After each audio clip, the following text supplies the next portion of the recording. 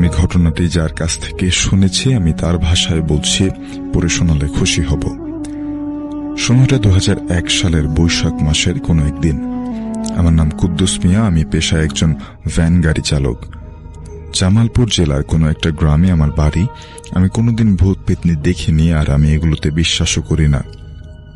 তো যাই হোক, প্রতিদিনের মতো আমি আজও আমার গাড়ি নিয়ে বের হলাম, কিন্তু আজ আমার মনটা কেমন জানি সায় দিচ্ছে না। তার উপর আমার ছেলেটা ঘ্যান ঘ্যান করে বলছে যে আজ আব্বু আজকে বাইরে যেও না। আমার ঘোর কাটিয়ে আমার বউয়ের ডাকে, কি হলো, গাড়ি নিয়ে যাবে না? আমি জানোই তো, কথা বলেই গাড়ি নিয়ে বেরিয়ে পড়লাম।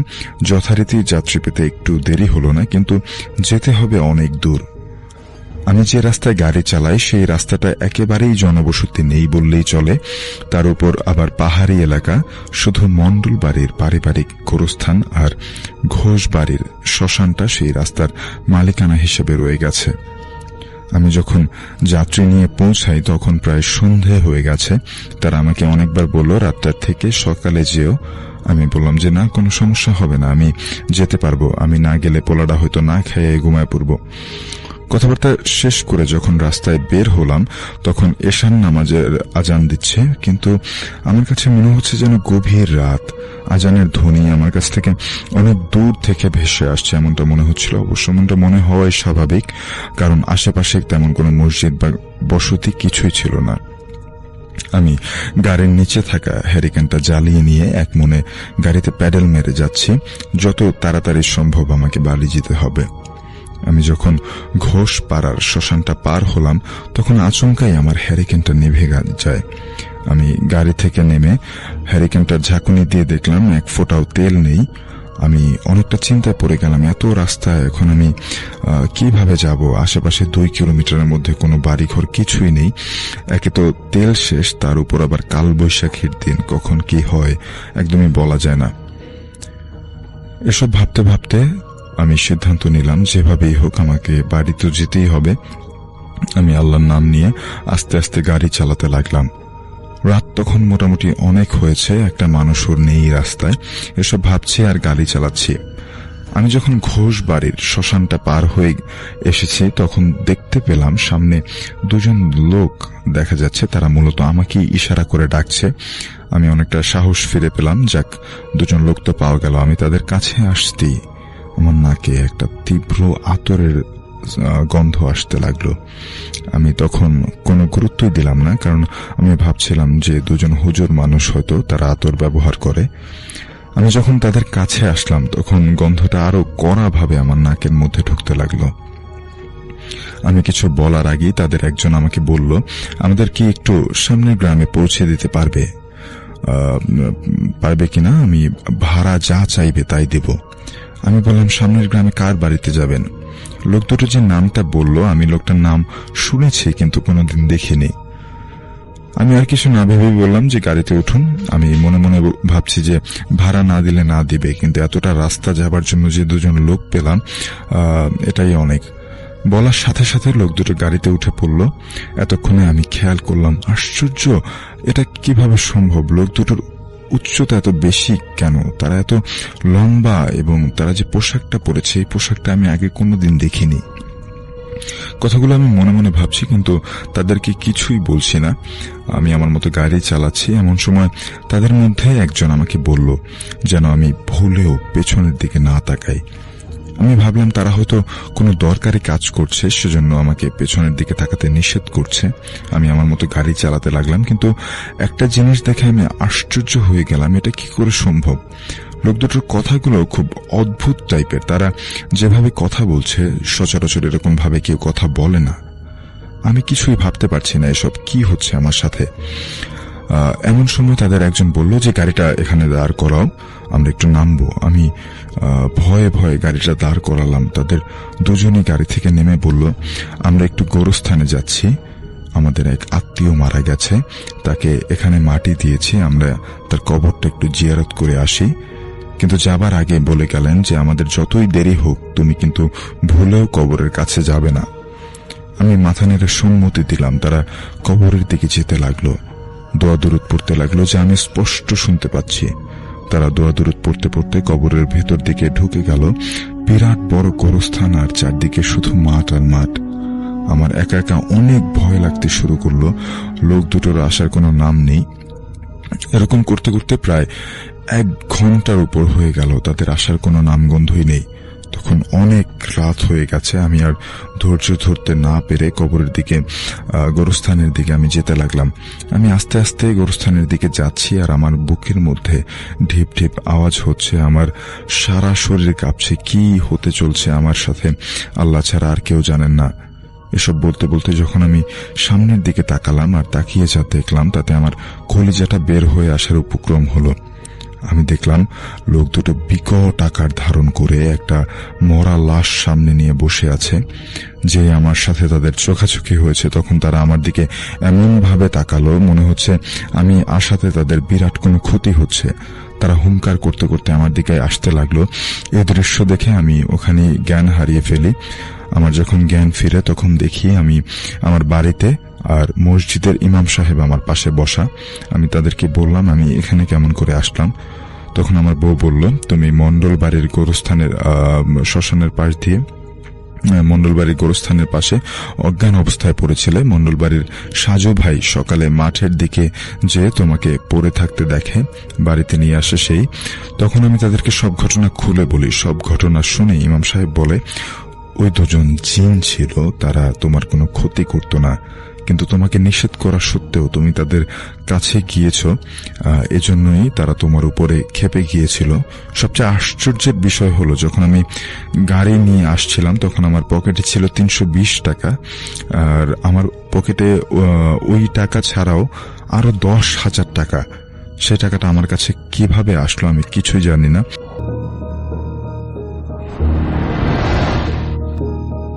প্রিয় লিসেনার্স, এই মুহূর্তে যে স্টোরিটি আমি আপনাদের সাথে শেয়ার করতে যাচ্ছি, এই স্টোরিটি আমি শুনেছিলাম 2013 সালে ঢাকার নবাবগঞ্জ উপজেলায়। ওই সময়ে আমি নবাবগঞ্জ উপজেলায় থাকতাম আমার বোনের বাসায়। ওখান থেকেই আমি ইউনিভার্সিটিতে ক্লাস করতে যেতাম। বেশ দূরের পথ ছিল যদিও, সেখান থেকে প্রায় 35 কিলোমিটার নবাবগঞ্জ থেকে গুলিস্তানের দূরত্ব। তো ওখান থেকে প্রতিনিয়ত আসা যাওয়া করে ইউনিভার্সিটিতে ক্লাস করতাম। তো ওখানে বেশ কিছুদিন থাকার সুবাদে নয়ন নামে এক ভাইয়ের সাথে আমার পরিচিত হয়। উনি আসলে ড্রাইভিং প্রফেশনে আছেন। উনি একজনের মানে রেন্টেকার একটি গাড়ি চালাতেন। তো ওনার সাথে আমার পরিচয় হয়। ওনার বাড়ি ছিল ডেমরাতে, ঢাকার যে ডেমরা রয়েছে সেখানে ওনার বাড়ি, এখনো সেখানেই ওনার বাড়ি। তো উনি ডেমরাতে যেহেতু স্থানীয় লোক ছিলেন, আর একজন স্থানীয় একজন ব্যক্তির গাড়ি উনি চালাতেন। তো উনি যেটি করতেন সেটা হচ্ছে যে রাতের বেলা ওই গাড়িটি ওই মালিকের গ্যারেজে ঢুকিয়ে দিয়ে উনি হাঁটতে হাঁটতে বাসায় চলে আসতেন। এটা ছিল ওনার প্রতিদিনের রুটিন। কোনো একদিন মানে যেহেতু একটা ট্রিপ ছিল, কাজ শেষ করতে করতে দেরি হয়ে যায়। তো উনি গাড়িটা গ্যারেজে ঢুকিয়ে দিয়ে ফিরছিলেন। রাত তখন আনুমানিক 12টার বেশি বাজে, কিন্তু এক্স্যাক্ট কয়টা বাজে উনি আসলে ওইভাবে আমাকে বলতে পারেননি, জাস্ট একটা আনুমানিক একটা ধারণা দিয়েছিলেন। তো উনি যেই পথ দিয়ে ফিরছিলেন, ওনার বাড়ির যে পথ, এই পথটির দুধারে আসলে মানে ওইরকম কোনো খুব সুন্দর যে আরো অনেক ঘর বাড়ি বিষয়টা এরকম ছিল না, তবে কিছু ল্যাম্প পোস্ট ছিল আর পথের দুই ধারে ঝোপঝাড় ছিল। ঘরের এক একটা ঘর থেকে আর একটা ঘরের দূরত্ব অনেক বেশি না হলেও একদম লাগোয়াও ওরকম ছিল না, আমাকে উনি যেভাবে বলেছেন। তো উনি যখন বাসার ঠিক কাছাকাছি চলে এসেছেন, ওনার বাসার ঠিক আগের বাসা যেটা, হঠাৎ করে উনি একটা অদ্ভুত বিষয় দেখতে পান। রাস্তার দুই ধারে কিন্তু ল্যাম্প পোস্ট ছিল, চাঁদের আলোতে যে দেখেছেন বিষয়টা এমন নয়। ওনার কাছে মোবাইল ফোনও ছিল। তো উনি ইলেকট্রিসিটির যেই বাল্ব রয়েছে রাস্তার ল্যাম্পপোস্ট, সেই আলোতেই উনি দেখতে পান যে ওই ছোট যে রাস্তাটা, এই রাস্তার পাশেই একটি ঘর রয়েছে। ঘরের ডোয়া পাকা, মানে ঘরের মেঝে পাকা, কিন্তু চারদিকে টিন দিয়ে ঘেরা, উপরে মানে চালটাও টিনের। তো ওখানে যে জানালা রয়েছে ঘরের সাথে, জানালার যে পাল্লা রয়েছে পাল্লা খোলা, কিন্তু ছোট ছোট বামন আকৃতির কয়েকটা বাচ্চা ওই জানালার কাছে দাঁড়িয়ে আছে, এবং এর মধ্যে একটা বাচ্চা আরেকজনের ঘাড়ের উপর দাঁড়িয়ে আছে এবং হাত ওই জানালার মধ্য দিয়ে ঢুকিয়ে দিয়ে কিছু একটা করার চেষ্টা করেছে। তো নয়ন ভাই মনে করেছে এরা মনে হয় মানে টোকাই বা এরকম চোর টোর কিছু। তো উনি আবার বলে ওঠেন, এই তোরা কারা? তো নয়ন ভাই মনে করেছিলেন এটা তো বাচ্চা কাচ্চারা হবে, পেছন থেকে যেটা দেখে মনে করেছিলেন। কিন্তু উনি যেটা দেখতে পান এটা দেখার জন্য উনি প্রস্তুত ছিলেন না। উনি দেখতে পান ওই ৩-৪টা যেই বাচ্চার মতো যারা ওখানে জানালার কাছে দাঁড়িয়েছিল, এরা প্রত্যেকেই নয়ন ভাইয়ের দিকে ঘুরে তাকান। ঘুরে তাকানোর সাথে সাথে নয়ন ভাই দেখতে পান এদের প্রত্যেকের চোখ জল করছে এবং এদের চেহারায় কোনো বয়সের ছাপ, মানে কোনো বাচ্চার ছাপ নাই। দেখে মনে হচ্ছে সব বয়স্ক এক একটা মানুষ, এবং ছোট ছোট মানে হাফ প্যান্টের মতো পরা, খালি গায়ে ছিল। নয়ন ভাইকে দেখে এরা প্রত্যেকে হি হি করে হেসে ওঠে, এবং হেসে যখন ওঠে তখন নয়ন ভাই তাদেরকে মানে ধাওয়া করে। ওরা কি করে, ওরা ওই পাশে থাকা ঝোপের মধ্যে একসাথে সবাই ঢুকে যায়। ঢুকে যাওয়ার পরে নয়ন ভাই মনে করেছে যে যাক, মানে গেছে এবার আমি বাসার দিকে চলে যাই। উনি আবার খেয়াল করেন যে পেছন থেকে ওই যে দুষ্টু যারা ওখানে যাদেরকে দেখেছিলেন, ওরা ওই ঝোপের মধ্যে বসে ঝোপ ঝাঁকাচ্ছে মানে নাড়াচ্ছে এবং হি হি করে শব্দ করছে, হাসছে, মানে নয়ন ভাইকে উত্তেজিত করার চেষ্টা করছে, ভেঙচি কাটছে। নয়ন ভাই খুব মেজাজ গরম হয়। উনি খুব সাহসী মানুষ ছিলেন, রাত বিরাতে গাড়ি চালান। তো উনি পাশে থাকা ওনার পায়ের কাছে থাকা মানে কিছু ইটের খণ্ড হাতে নেন, হাতে নিয়ে ওই ঝোপের মধ্যে ইট ছুঁড়ে মারেন। তো উনি একটা বিষয় দেখেন, সেটা হচ্ছে যে যেই ঝোপ একটু আগে ঝাঁকাচ্ছিল এর ঠিক পেছন দিকে আর একটা ঝোপ রয়েছে। সেই ঝোপে গিয়ে ঝাঁকাঝাঁকি করতেছে আর হি হি হি করে হাসতেছে এবং নয়ন ভাইকে মানে ব্যঙ্গ করছে। নয়ন ভাইয়ের মেজাজ আরো গরম হয়, এমনি উনি রাগী মানুষ ছিলেন। উনি কি করে, রাস্তা থেকে ঝোপের মধ্যে নামেন। ঝোপের মধ্যে নেমে আবার পায়ের কাছ থেকে ইট সংগ্রহ করে ওই ঝোপের মধ্যে ঢিল ছোড়েন। উনি দেখতে পান ওই ঝোপ থেকে আরো ভেতরের দিকে অন্য একটা ঝোপে মানে ওই যে সমস্ত দুষ্টু যেগুলা ছিল ওরা ওখানে চলে গেছে এবং সেখানে গিয়ে ঝোপ ঝাঁকাঝাঁকি করছে। তো উনি একটা অদ্ভুত বিষয় দেখেন যে উনি আস্তে আস্তে রাস্তা থেকে নেমে ঝোপের ভেতরে ঢুকে যাচ্ছেন। এভাবে ঢোকার একটা পর্যায়ে উনি খেয়াল করেন যে উনি পেছন দিকে যে ঝোপগুলো রেখে এসেছেন সেই ঝোপগুলোও নড়ছে, কিছু একটা ঝাঁকাচ্ছে। উনি স্পষ্ট বুঝতে পারেন ওনাকে আসলে চতুর্দিক থেকে ঘিরে ফেলা হয়েছে। উনি বোঝেন যে উনি বিপদে পড়ে গেছেন।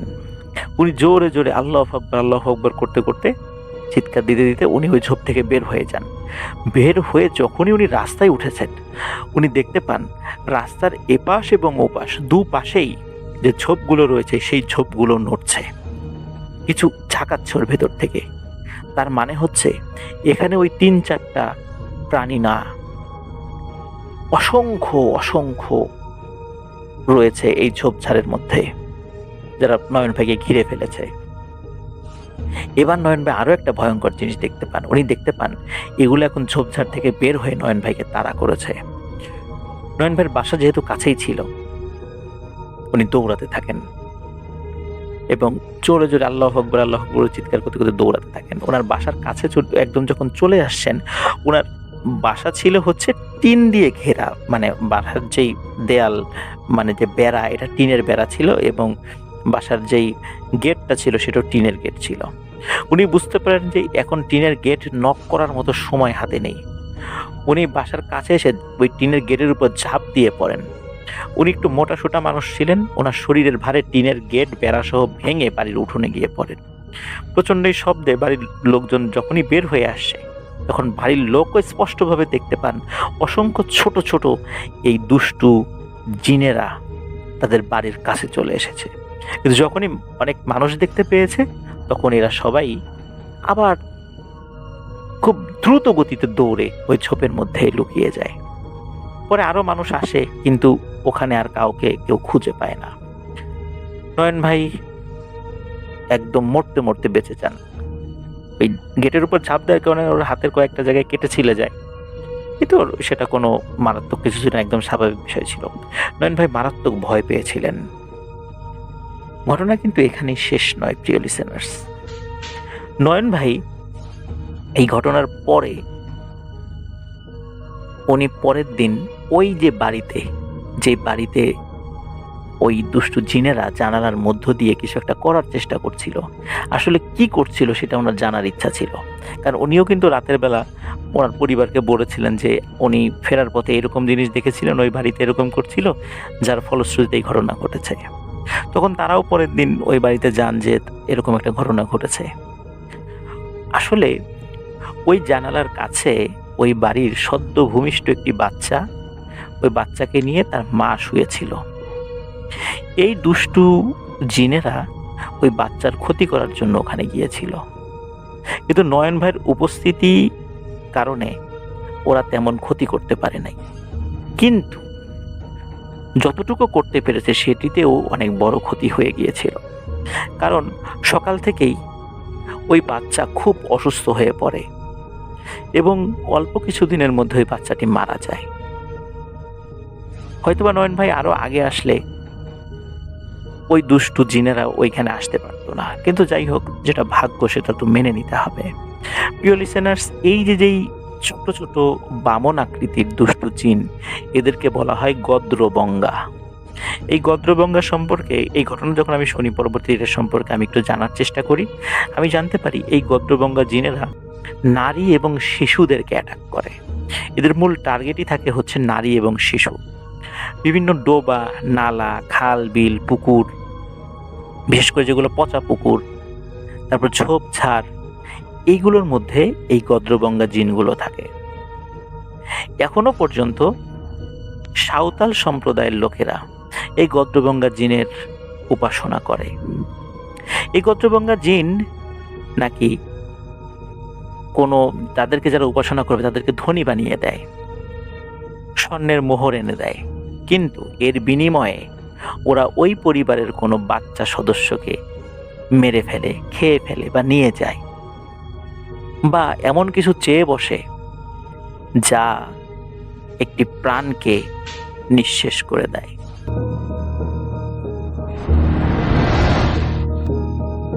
আমরা আমাদের এখনের যে ঘটনাটি শেয়ার করব সেটি হচ্ছে সম্রাট ভাই নামে একজন আমাদেরকে পাঠিয়েছেন, এবং সেটা 2012 সালের একটি ঘটনা। তখন তিনি সবেমাত্র এসএসসি পরীক্ষা দিয়েছেন এবং তারা সব বন্ধুরাই সবাই খুশি, কারণ পরীক্ষা শেষ, এখন খেলাধুলার সময়। সকাল হতে না হতেই চলে যেত মাঠে ক্রিকেট খেলার উদ্দেশ্যে। ঘটনার দিনও তারা সব বন্ধুরা মিলে ক্রিকেট খেলছিল। খেলা শেষে তারা যেই তালের শ্বাস, অপরিপক্ক তাল ওই সময় হয়, ওইটা খাওয়ার জন্য তারা তাল গাছের এখানে যায়, এবং তাল গাছটা ছিল গাজনার বিলের মধ্যে। তো তাদের মধ্যে একটা জুনিয়র ছেলে ছিল, সে গাছে উঠতে পারে এবং প্রচুর পরিমাণে পাকা সে গাছে উঠতে। সে গাছে উঠলো এবং অনেকগুলো তাল পারলো আর কি।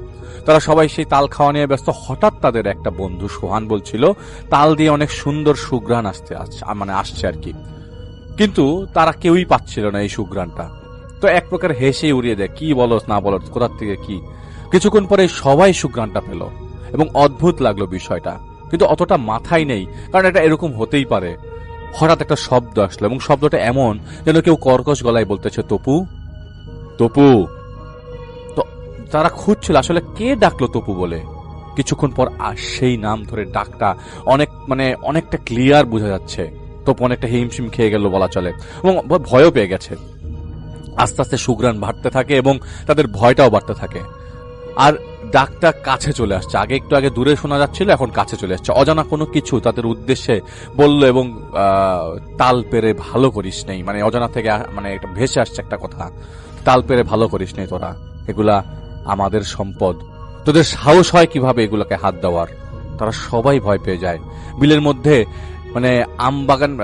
আমবাগানের মধ্যে থাকার কারণে বিলটা অনেক জায়গাটা কেমন একটা ভুতুরে অবস্থা বিরাজ করছিল তখন। তাড়াহুড়া করে সবাই এখান থেকে দৌড় দেয়, সবাই ভয় পেয়ে পালিয়ে যায়, সবাই বাসায় চলে যায় এবং সবকিছু স্বাভাবিক করে, কেউ বাসায় কাউকে কিছু বলে না। সেদিন বিকালবেলাও সব বলে আবারও খেলতে লাগলো তারা। খেলা শেষে সবাই বাসায় চলে গেল, তপুও বাসায় চলে গেল। রাতের খাবার শেষে টিভি দেখতে দেখতে সবাই ঘুমিয়ে গেছে। সকালে উঠে ঠিক পুরনো রুটিন মাফিক আবারও খেলা শুরু, এবং সবাই উপস্থিত, কিন্তু একজন নাই, তপু আসে নাই খেলতে। ভাবলাম, ওনারা ভেবেছিল যে হয়তো কোনো কাজ করে গেছে, সেজন্য আসে নাই। ওই বিষয়ে না চিন্তা করে তারা খেলতে লাগলো। খেলা শেষে দুপুর গড়িয়ে তখন হঠাৎ করে খবর আসলো তপুর বাসায়তে ঝামেলা হয়েছে। তারা সবাই তপুর বাসায় গিয়ে হাজির, কি হয়েছে জানতে। যাওয়ার পর দেখা গেল তপুর চেহারাটা কেমন মলিন হয়ে আছে। হাসি খুশি ভরা ছেলেটাকে সবাই এরকম মলিন ভাববে, মলিন অবস্থায় দেখবে, এটা কেউ চিন্তা করে নাই। তো সবার একটাই প্রশ্ন, খেলতে আসলি না কেন? ও ভয়ে ভয়ে বললো, ওরা আমাকে মনে হয় বাঁচতে দিবে না। তো সবাই বললো, কি বলিস পাগলের মতো, কে বাঁচতে দিবে না? পাগল হইলে নাকি, পাগল হয়ে গেলি নাকি, দূর, কি বল। ও বলল, আমি রাতে একটা স্বপ্ন দেখছি, স্বপ্নে আমাকে বলা হচ্ছিল আমাদের সবগুলো তাল ফিরিয়ে দে, আর না হয় তোর জান দে। এটা শুনে তপুর ঘুম ভেঙে যায়। ঘুম ভেঙে তপু উঠে দেখে অদ্ভুত কিছু ফিল হতে থাকে তার। সারা শরীর ঠান্ডা হয়ে সারা ঘর অন্ধকারাচ্ছন্ন হতে থাকে। মনে হচ্ছিল অমাবস্যার রাত, কিছুই দেখা যাচ্ছিল না, শুধু গতকালকার সুঘ্রাণ পাচ্ছিল এবং অজানা কিছু শব্দ কানে আসছিল। এবং তপু কিছু বুঝে উঠতে পারছিল না। ভয়ে চিৎকার দিতে ইচ্ছা করছিল অনেক, কিন্তু অদ্ভুত ব্যাপার, কোনো শব্দ আসছিল না তপুর গলা দিয়ে। মনে হচ্ছিল কেউ গলার দম আটকে রেখেছে। দম বন্ধ করা পরিবেশে তাকে পাগল করে দিচ্ছিল। কানে কিছু আধো শব্দ ভেসে আসতে লাগলো। সেখানে বলা হচ্ছিল, আজকেই তোর শেষ দিন, তুই প্রস্তুত হয়ে যা মরার জন্য। হঠাৎ আধো একটা আলো কোত্থেকে যেন আসতে লাগলো। সেই আলোতে তপু দেখতে পেল, সেটা সে বুঝে গেল এটাই তার শেষ রাত। তবু দেখতে পাচ্ছিল তপু শুয়ে আছে সেই তাল গাছটার নিচে। চারিপাশে অনেক মানুষের মতো কিছু একটা তাকে ঘিরে রেখেছে। তারা সবাই তার দিকে রাগান্বিত ভাবে তাকিয়ে আছে। মনে হচ্ছে জিভ বের করে এখনই তাকে গিলে খেয়ে ফেলবে।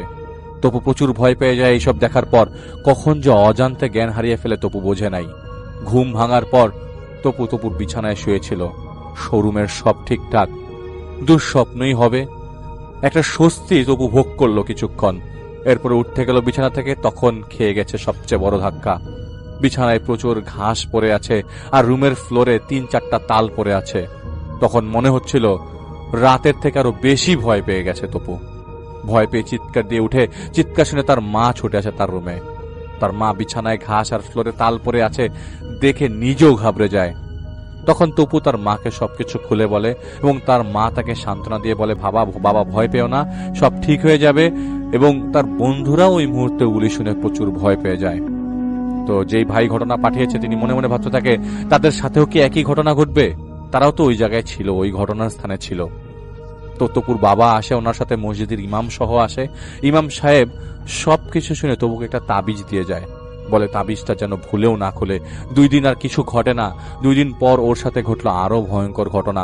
তপু ঘুমাতে গেলেই দেখতো একটা কালো ছায়া, তার একটাই কথা, তোকে মরতেই হবে।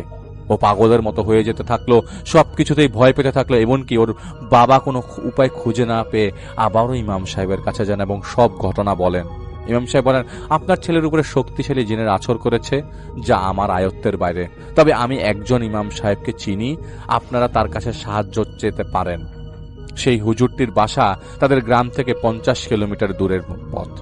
তিনি পাবনা শহরের একটা নামকরা মসজিদের ইমাম সাহেব। কোনো উপায় খুঁজে না পেয়ে পরদিন সেই হুজুরের কাছে তপুর বাবা যান এবং মৌলানা সাহেবের সবকিছু বলেন। সব শোনার পর হুজুর সাহেব 2 দিন পর তপুকে দেখতে আসবার কথা বলে সেখান থেকে তপুর বাবাকে বিদায় দেন। সময়টা তখন সন্ধ্যার দিক হবে। তো যেই ভাই ঘটনা পাঠিয়েছেন তিনি এবং তার বন্ধু জহুরুল তখন তপুদের বাসায় যায়। হুজুর সাহেব রুমে ঢুকে তপুকে খুব ভালোভাবে পর্যবেক্ষণ করতে থাকে যে কি হয়েছে না হয়েছে। ভালোভাবে পর্যবেক্ষণ করার পরে হুজুর সাহেব একটা নির্দিষ্ট আসনে বসান। মিনিট 10 পর হুজুর সাহেব ভয়েস চেঞ্জ করে ফেলে, কর্কশ গলায় বলে থাকে, এই তুই কোথা থেকে এসেছিস, কেন জ্বালাচ্ছিস? জবাবে তপু বলে, ও আমার সম্পদে হাত দিয়েছে। অদ্ভুত ব্যাপার, তপুর কণ্ঠটাও তখন অচেনা লাগছিল তাদের সবার কাছে। তো তাদের চিরচেনা বন্ধুর গলা এটা হতে পারে না। বুঝা গেল যে তপুর ভেতরে সেই জিন এসেছে। যাই হোক, হুজুর সাহেব বলল, তুই কি ওর জন্য এমন করছিস? কি হলে তুই ওকে ছেড়ে দিবি? তপু চিৎকার করে বলে উঠল, ওর জান। শুনে ওর মা ভীষণ ভেঙে পড়ে এবং কান্না করতে লাগে। হুজুর সাহেব বলেন, আমি থাকতে তো তোকে এগুলি হতে দিব না, তুই ভালোই ভালো এখান থেকে যা, নইলে আমি তোকে জোর করতে বাধ্য হব। রাগান্বিত স্বরে তপু বলে, ওর জীবন না নিয়ে আমি কোনোভাবে এখান থেকে ছেড়ে যাব না। হুজুর তার স্বরূপে ফিরে আসেন এবং বলেন, ও খুব খারাপ একটা জিনে আছর করেছে, কাল রাত 11টার সময় আসবো, ততক্ষণ আপনারা ওকে দেখে রাখবেন ভালো করে, ও যেন কোনো ঝামেলা না করে, এবং সাথে গরম তেল রাখবেন। এই বলে হুজুর সাহেব চলে যায়। গ্রামে 11টা রাত মানে অনেক রাত। হুজুর সাহেব আসায় তপুর রুমে ঢোকে, সব আলো নিভিয়ে দেয়। কথা মতো সব আলো নিভিয়ে দেওয়া হলো এবং রুমটা পুরো অন্ধকার হয়ে গেল। 2-3 মিনিট পর একটা অদ্ভুত শব্দ হলো, শব্দটা অচেনা। রুমের মধ্যে একটা ঝলকা আলো কোত্থেকে যেন চলে এসছে। আলোটা শুধু তপুর উপরে গিয়ে পড়লো। তপুকে দেখে স্বাভাবিক মনে হচ্ছিল। সেই মায়া ভরা কণ্ঠে বলে উঠল, সম্রাট, কালকে শুক্রবার, কারোর সাথে খেলা দিস নাই? পাশের গ্রামের সাথে না খেলার কথা ছিল। তো সম্রাট ভাই বলছে, কি বলবে বুঝতে পারছিল না, বলল, হ্যাঁ দিয়েছি, কাল সকাল 9টার সময় খেলা। হুজুর তেলটা নিয়ে ফ্লোরের মধ্যে গোল দাগ কেটে দিল। গোল দাগের মধ্যে একটা কাগজ রাখলো আর কোন একটা সূরা পাঠ করতে থাকলো। তপুর চেহারা আস্তে আস্তে বদলাতে থাকলো। হঠাৎ করে কেমন যেন একটা চিৎকার দিয়ে উঠলো। হুজুর সাহেব সূরা পড়ার গতি আরো বাড়িয়ে দিলেন। তপুর চিৎকার বাড়তে থাকে। রুমের মতো অদ্ভুত একটা ছায়া চলে আসলো অনেকগুলো। তারা রুমের চারদিকে ঘুরতে শুরু করে দিল। তপুর চিৎকার আস্তে আস্তে কান্নাতে পরিণত হলো। তপু কান্না ভরা কণ্ঠে বলে লাগলো, ওই গাছ আমাদের, ওর সব ফল আমাদের, ও কেন এগুলো পারলো? হঠাৎ করে অনেকের ধস্তাধস্তির শব্দ আসতে লাগলো চারিপাশ থেকে। মনে হচ্ছিল ছায়াগুলো যেন তপুকে আঘাত করছে, কারণ তপু কেঁপে কেঁপে উঠছিল। হুজুর যে কাগজটা রেখেছিলেন সেইখানে হঠাৎ করে আগুন জ্বলে উঠল। দাউ দাউ করে আগুন জ্বলতে থাকলো। আর কিছুক্ষণ পর চিতার আগুন যেমন দাউ দাউ করে জ্বলে, সেরকম একটা শব্দ আসতে লাগলো চারিপাশ থেকে কাগজটির পোড়ার। তপু কান্না করছে তো করছেই, এক কথায় বিরতিহীন কান্না। এক পর্যায়ে তপুর কান্না থেমে যায় এবং সে জ্ঞান হারিয়ে ফেলে। রুম থেকে হঠাৎ করে সবগুলো ছায়া উধাও হয়ে যায়। কাগজটার আগুনটাও নিভে যায়। রুম আবার অন্ধকার হয়ে যায়। হুজুর সাহেব আলো জ্বালিয়ে দিতে বলে। আলো জ্বালানোর পর যা দেখলো, সবাই রীতিমতো অবাক। কাগজটি যেমনটা ছিল ঠিক তেমনটাই রয়েছে। মাওলানা সাহেব বলল, তপু এখন পুরোপুরি সুস্থ, তবে তাল গাছটি যত তাড়াতাড়ি সম্ভব কেটে ফেলতে হবে। তাল গাছের ন্যায় 10টা জিনের বসবাস। এই বলে মাওলানা সাহেব চলে যায়। পরের দিন তাল গাছের মালিকের কাছ থেকে তপুর বাবা তাল গাছটি কিনে নেয় এবং তা কেটে ফেলে। সেদিনের পর থেকে তপু সম্পূর্ণ সুস্থ জীবনযাপন করেছে। তপু ডিপ্লোমা শেষ করে এখন জাপানে আছে, গ্রাফিক্স ডিজাইনের উপর বিএসসি করছে। তো যিনি সম্রাট ভাই, তিনি অনেক মিস করে তাকে, তার মিস করার কথাটাও তিনি বলেছেন। তো এইটাই হচ্ছে কথা। এবং তিনি বলেছেন, তিনি একটা মেসেজ দিয়েছেন তপুকে যে, মিস ইউ মামা, যেখানে থাকিস ভালো থাকিস সব সময়, এই দোয়াই থাকবে তোর জন্য পরম দয়ালু আল্লাহর কাছে। তো এইটাই ছিল ঘটনা। আশা করছি আপনাদের সবার ঘটনা ভালো লেগেছে।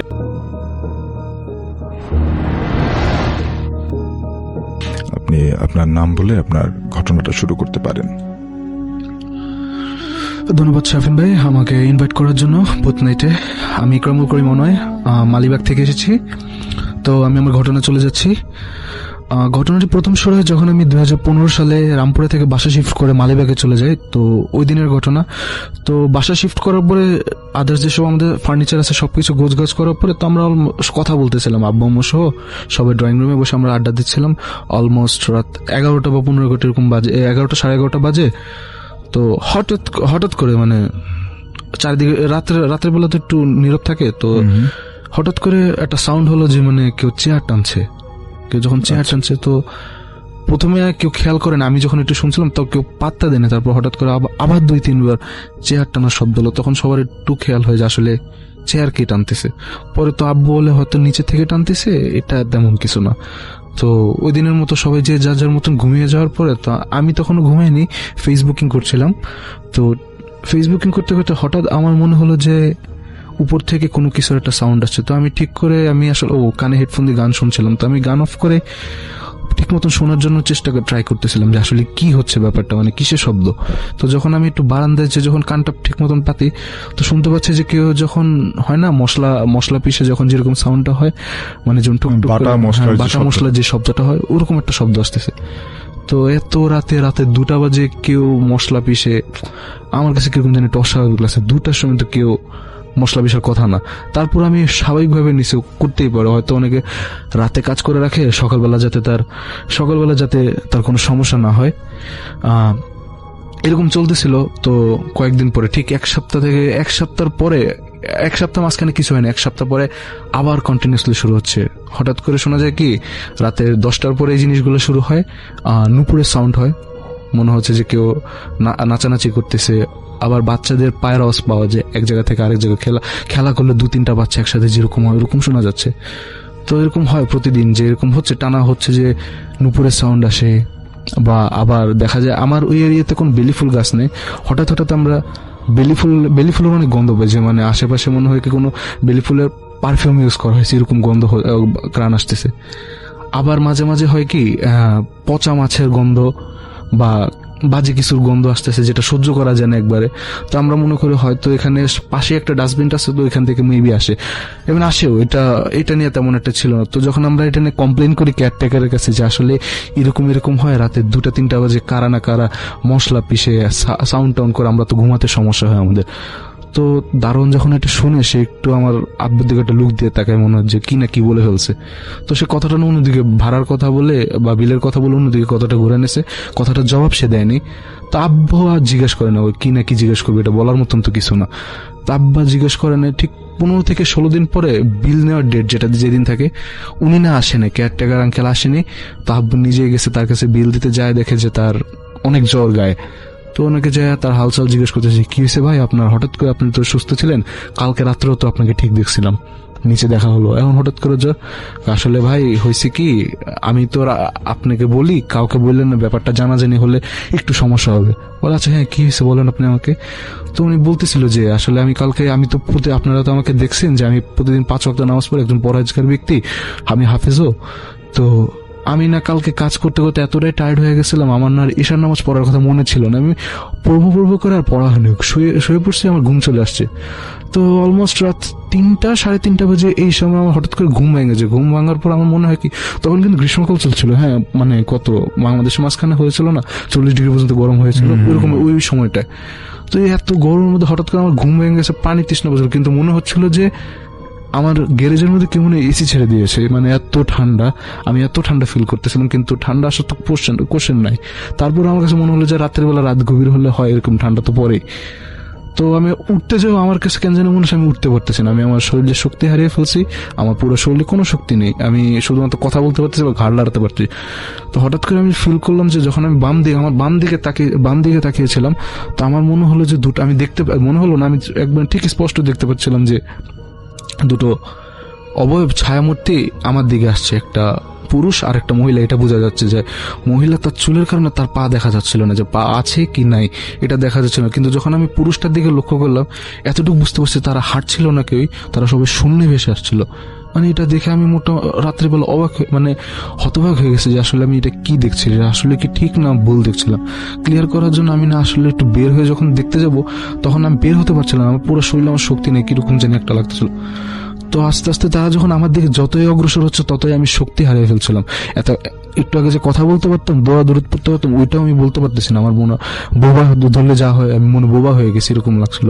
তো তারা যখন আমার এক পর্যায়ে যখন আমার সামনে চলে আসে, তখন আমি আয়াতুল কুরসি পড়ার অনেক ট্রাই করতে অনেকক্ষণ মনে করেন একটা তাদের সাথে দস্তাদস্তি হলো, তারা আমাকে মেরে ফেলবে এরকম টাইপের কিছু একটা করতে চাচ্ছিল। তো অনেক কষ্টে আমি আয়াতুল কুরসি পড়ি, 1 লাইন কিংবা 2 লাইন এরকম কাছাকাছি পড়ার পরে আমার মনে হলো যে কেউ আমাকে বাম গেলে অনেক জোরে একটা থাপ্পড় মারছে, যেটার পরে আমার আর কিছু মনে ছিল না, আমি মেবি সেন্সলেস হয়ে গেছিলাম। তার কিছু পরে আজান দূর থেকে আজানের সাউন্ড ভাসার পরে ভেসে আসতেছিল। তখন আমি দেখলাম যে যথারীতি ওই ছায়ামূর্তিগুলো উপর দিকে চলে যাচ্ছিল। তো এটা দেখে আমার আসলে অনেক ভয় পেয়েছে। তখন আমি হাত পা নাড়াতে পারছিলাম। উঠে আমি কোনো মতে নামাজ পড়ার পরে যখন শুয়েছিলাম, তারপরে সকালে উঠে দেখে যে আমার অনেক জ্বর, আসলে আমি হাঁটাচলা করতে পারছিলাম না, এরকম একটা অবস্থা। তো আব্বু ঘটনাটা শুনলো, আব্বু আসলে একটু অবাক হয়ে গেছে যে একটা বাসা চেঞ্জ করে আসলাম, মাত্র 1 মাসও হয়নি, 15-16 দিন চলছে, তার মাঝে এরকম একটা কাহিনী। আসলে এটাকে কিভাবে উনি ডিসক্রাইব করবে, উনি আসলে কোনো ভাষা খুঁজে পাচ্ছিলেন না। আবার আমার আব্বু একটু মানে সাইন্টিফিক মানুষ, তো মানে সব ওইভাবে চিন্তা করে, তিনি মনে করছে হয়তো দারুণ ভুল দেখতে পারে, সারা রাত ধরে ডিউটি করে তো জাগে, তারা রাত জাগার ভুল, ইনসোমিয়াটা হতে পারে। তো তিনি এগুলো পাত্তা না দিয়ে তিনি বাসায় এসে কাউকে বলেও নাই। এই ঘটনাটা আরো পরে জানছি, কয়দিন আগে জানছি, তিনি কাউকে বলেও নাই। তো এইভাবে চলছে, প্রতিদিন আমরা এরকম শব্দ শুনি, উপরের সাউন্ড। আবার হঠাৎ হঠাৎ এমন এমন কিছু সাউন্ড আসে যে এমন এমন কিছু জিনিস ফিল করতে পারি, যেমন রাতে 2টা বাজে হঠাৎ করে ঘুম ভেঙে গেছে, মনে হচ্ছে যে কেউ বিরিয়ানি রান্না করছিল, এরকম গন্ধ পাওয়া যায়। আবার হঠাৎ করে মনে হয় কি অনেক দূর থেকে কেউ আপনার নাম নিয়ে ধরে ডাকছে, এরকম সাউন্ড আসে যে এত রাতে কে আমার নাম। সেটা আপনার পরিবারের সবাই মিলে শুনতে পেতেন? হ্যাঁ, কেউ না কেউ ফিল করতো। মানে আজকে হয়তো আমি করছি, কালকে হয়তো আমার ছোট বোন বা পরে আমার আব্বু আম্মু, আবার এমনও হতো যে একসাথে সবাই শুনতে পাচ্ছে যে কেউ আমার নাম নিয়ে ডাকছে। তো এগুলো আমরা কেউ পাত্তা দিতাম না, আমলে নিতাম না যে এরকম করছে, এটা ইউজড হয়ে গেছে। এখন মনে হয় কি না হলেও মনে কিরকম জানি লাগে যে আর শব্দ হচ্ছে না আজকে। তো যা কিরকম করে চলতে চলতে ঈদের কয়েকটা বছর পার করি, অলমোস্ট 3-4 বছর আমাদের চলে যায়, পার করি, ঠিক মতন কোনো সমস্যা হয়নি, আমরাও কিছু ফেস করতেছি না। কিন্তু এই ব্যাপারগুলো নিয়মিত হচ্ছে, এগুলো নিয়মিত হচ্ছে আমরা আপনারা অ্যাজ ইউজুয়াল এটাকে মানিয়ে নিয়েছি, ইউজড হয়ে গেছে আমরা এটার সাথে। তো হঠাৎ করে আজকে 3 থেকে 4 বছর পরে যেটা এখন এরকম শব্দ তো হয়, তো বেশি দিন না, 1 মাস আগের কাহিনী, কোরবানিদের সময়। এই কোরবানিদের সময় তো আমি গরু টরু কিনে আনছি, তো অনেক টায়ার্ড ছিলাম, যেহেতু যে যার মতন ঘুমিয়ে গেছে। আমিও আমার রুমে চলে গিয়ে ফ্রেশ ট্রেশ হয়ে ঘুম আসছিল না, কিন্তু অনেক টায়ার্ড লাগছিল, যার কারণে আমি ফেসবুকিং করতেছিলাম, ফ্রেন্ডদের সাথে কথা বলছিলাম। ঠিক ঘুম আসবে এরকম একটা সময় আমার কেন জানি মনে হলো যে আমার রুমে কেউ আছে, এবং খুব ঠান্ডা লাগছে আমার কাছে। যদিও বলে রাখি আমার রুমে কোনো এসি নাই, এয়ার কন্ডিশনার নাই আমার রুমে। তারপর আমার কাছে মনে হচ্ছিল যে এসির পাওয়ার যদি 15-16তে দিলে যেরকম হয়, আমার কাছে ঠিক ওরকম লাগছিল। তো আমার একটু অবাক হয়, আসলে এরকম হওয়ার তো কোনো কথা নেই। তো আমি যখন হঠাৎ করে একটু উঠে যাবো, পানি খেতে যাওয়ার পর আমার রুমে একটা কোণা আছে, এরকম একটা টেবিলের সাইডে একটা কোণা আছে। কোণার মধ্যে আমি দেখতে পাই যে এনাবেল ক্রিয়েশনের মধ্যে যে একটা পিচি থাকে না, মানে পুতুল নিয়ে দাঁড়িয়ে থাকে, ঠিক ওরকম একটা পিচি, সাদা জামা পরা, তার চুলগুলো কালো, তার চোখগুলো লাল বর্ণের। আমি দেখতে পাই সে ঠিক পুতুল নিয়ে দাঁড়িয়েছিল। 30 সেকেন্ডের মতন আমি দেখেছিলাম। ওটা দেখার পর আমি না ওই জায়গায় স্টাক হয়ে যাই, মানে আসলে আমি এটা কি দেখলাম। আমি ওখান থেকে না পারতেছি নড়তে, না পারতেছি কুদিকে যেতে। আমি আমার শরীর অবশ হয়ে আসতেছিল। আমি আসলে বলে বুঝাতে পারবো না ওই সময়টা আমার কাছে যে আসলে কিরকম লাগছিল। আমি মানে আপনি বুঝতে পারছেন আমার ভয়েস এখনো অনেক কাঁপতেছে। আমি এখানে শেয়ার করতে পারেন, ইমাজিন করলে এখন আমার গায়ে আমার লোম দাঁড়িয়ে যায়। আমি যখন এটা দেখলাম, তো আসলে আমি তো অবিশ্বাস করার মতন জিনিস, আসলে আমি এটা চিন্তাও করিনি যে আসলে আমি এমন কিছু একটা দেখবো, তাও ঈদের আগের দিন। তো যাক, এটা যখন 30 সেকেন্ডের মতো দেখার পরে সেটা আমার সামনে থেকে গায়ে ভ্যানিশ হয়ে যায়। তো আমি পানি টানি খেয়ে ফ্রেশ হয়ে এসে, তো আমি যখন শুতে যাব, আমার হঠাৎ কেন জানি আমার জানলার দিকে আমার চোখ গিয়েছিল। তো জানলার দিকে চোখ যাওয়ার পরে আমার কেন জানি মনে হলো যে আমি একটু বারান্দায় যাই, বারান্দায় গেলে হয়তো আমার ভালো লাগবে, রিফ্রেশ লাগবে আমার কাছে। তো আমি যখন বারান্দায় যাই, ঠিক বারান্দার কোনায় আমার হঠাৎ করে চোখগুলো, আমি আবার দেখতে পাই যে ঠিক ওই মেয়েটাই তার পুতুল সহ, এবার সে দাঁড়িয়ে না, আমার বারান্দার যে গ্রিল আছে সেটার মধ্যে ঝুলে আছে, এবং দোলনা থাকলে দোলনাতে যেরকম দোলে না, সেরকম করে সে দুলতেছে। পুরো 1 মিনিটের মতন আমি এই জিনিসটা দেখেছি। সে দুলছিল, একবার এদিকে যাচ্ছে, একবার ওদিকে যাচ্ছে, তার পুতুলটা তার হাতে, এবং পুতুলটা দেখে মনে হচ্ছে পুতুলটা অনেক জীবন্ত, তার চোখ ছলছল করছিল, চোখটা কথা বলছে, এরকম লাগে আমার কাছে। তো আমি এই জিনিসটা দেখার পর না পুরোপুরি হতভম্ব হয়ে যাই, পুরো শরীর আমার অবশ হয়ে যায়। আসলে আমি এটা কি দেখলাম, কি করবো। আমি আমার ফোন খুঁজতেছিলাম যে আসলে আমার ফোন কই, মানে কাউকে ফোন দিব বা কিছু। আমি ওই জায়গা থেকে লড়তে পারছিলাম না। তো অনেক কষ্ট আমি আমার রুমে যাই, আমি আমার অনেক কষ্ট আমার রুমে যে আমার ফোনে আয়াতুল কুরসি ডাউনলোড করেছিল, তো আমি ওটা ছেড়ে দেওয়ার পর আমার রুমের পরিবেশ আগের মতো নর্মাল হয়ে যায়। তো আমি চিৎকার করে আমি না সেন্সলেস হয়ে যাই ওই জায়গায়। আমার আম্মু দাদু ছোট বোন যারা ছিল তারা সবাই দৌড়ে আসে যে আসলে কি হয়েছে ব্যাপারটা, আসে দেখে তো আমার এরকম অবস্থা। তো আমাকে পানিটা নিয়ে দিয়ে আমাকে যখন উঠালো, তো তাদেরকে আমি পুরো ঘটনাটা বলি। তো বললে এবার সবাই একটু রিলেটেড করতে পারে। তখন আমার আম্মু বলে যে তিনিও নাকি কয়েকদিন আগে রাত্রেবেলা যখন পানি খেতে উঠেছিল, তারও মনে হচ্ছিল যে তার ফ্রিজের সামনে দিয়ে কেউ একজন হাঁটাহাঁটি করছে, এবং সেটা সাদা অভাব ছিল, কিন্তু এটা একটু বয়োজ্যেষ্ঠ বা বড়দের দেখলে যেরকম মনে হয় ওরকম ছিল, বাচ্চা ছিল না। তো তিনি এটাকে ইগনোর করছে, হয়তো ঘুমের চোখে ভুল দেখতেই পারেন। আমার আব্বু তখন যে দারুণে সে কথাটা বললো যে আসলে কেয়ারটেকার যে জিনিসটা ফিল করছে, এবার সে একটু মিলাতে বললো, রিলেটেড করতে বললো যে আসলে কিছু একটা হয়েছে। তো যাক, এভাবে ঈদের দিন গেল। আমরা তারপর একটু হুজুরের যেহেতু পাওয়া যায়নি, ঈদের দিন সকালবেলা যে মসজিদে গিয়েছিলাম, তো খতিবকে বলার পর উনি একটু পানি পরোটা দিয়েছিল। তো সবকিছু ঠিক হয়ে গেছিল, এখন আর কিছু ফিল করছিলাম না এরকম। আমাদের সাথে আর কিছু হয়নি, আমার সাথেও আর হয়নি তো এরকম, কিন্তু ওই আওয়াজগুলো কিন্তু হতো, সাউন্ড কিন্তু কন্টিনিউসলি হতো, কি ঈদের দিন আর কি নর্মাল ডে সবসময় হতো। তো মাঝখানে 15-20 দিন আগে মানে সাউন্ড অফ হয়ে গিয়েছিল। তো আমাদের 6 তলায়, আমরা থাকি 7th ফ্লোরে, আর আমাদের নিচে যে ফ্ল্যাটে থাকে ওনার একটা আঙ্কেল আন্টি থাকে, আমাদের সাথে তেমন ভালো সম্পর্ক নেই, বাট কথা হয় আর কি। তো উনি একদিন উপরে আসছিল, পাশের ফ্ল্যাটে আসছিল, তো আম্মুকে একটু ওনাকে ভিতর ভয় পেয়েছে এরকম দেখা যাচ্ছিল। তো আম্মুকে বলে যে ভাবি আসলে এরকম এরকম জিনিস হয়েছিল, আমি তো এটা ফিল করছি। আম্মু বলে কি দেখছেন আপনি? বলে আপনার ভাই তো আপনারা জানেন একটু চাকরিও করে, আবার পাশাপাশি একটু ব্যবসাও করে উনি, তো প্রায় রাত হয় 1-2 বাজে আসতে। তো আমি প্রতিদিনের মতন এভাবে তার জন্য ওয়েট করছিলাম। তো দরজা খুলে আমি সোফায় বসে আছি যে আসলে তিনি যখন আসবেন তো একসাথে যাব। তো অলমোস্ট রাতের 1:30 থেকে 2 বাজে এরকম একটা টাইমে, 1:30 থেকে 2, হ্যাঁ এরকম একটা টাইমে আমার বাসায় এসি নাই, এবং আমি দরজা খুলে বসেছিলাম। হালকা একটা ঠান্ডা বাতাস ছিল, কিন্তু ঠান্ডা বাতাসটা যতটুকু ঠান্ডা হওয়ার কথা ছিল তার থেকে অস্বাভাবিক। শৈত্যপ্রবাহ হলে যেরকম বাতাসটা আসে না, ওরকম একটা বাতাস আসছিল, মনে হয় যে এসি কেউ ছেড়ে দিয়েছে, অনেক ঠান্ডা এরকম একটা। আমি কি অস্বাভাবিক লাগা শুরু করছি, মানে এরকম কেন লাগছে। তো আপনার ভাই যখন বাসায় চলে আসে, তো তিনি যখন দরজায় ঢুকবেন, সোফায় বসছে, টায়ার্ড ছিল, তো হাতে থেকে টিফিন ক্যারিয়ারটা রাখছিল। তো হঠাৎ করে আমাদের চোখগুলো উপরের দিকে, আমরা দেখতে পাই যে 2 অবয়ব, সাদা অবয়ব, তারা নিচের দিকে নামছে। তাদের চেহারা দেখা যাচ্ছিল না চুলের কারণে, চুল পা পর্যন্ত ঝুলে আছে চুল, আর বোঝা যাচ্ছিল না তারা কি হেঁটে হেঁটে আসছিল না শূন্যে ভেসে আসছিল।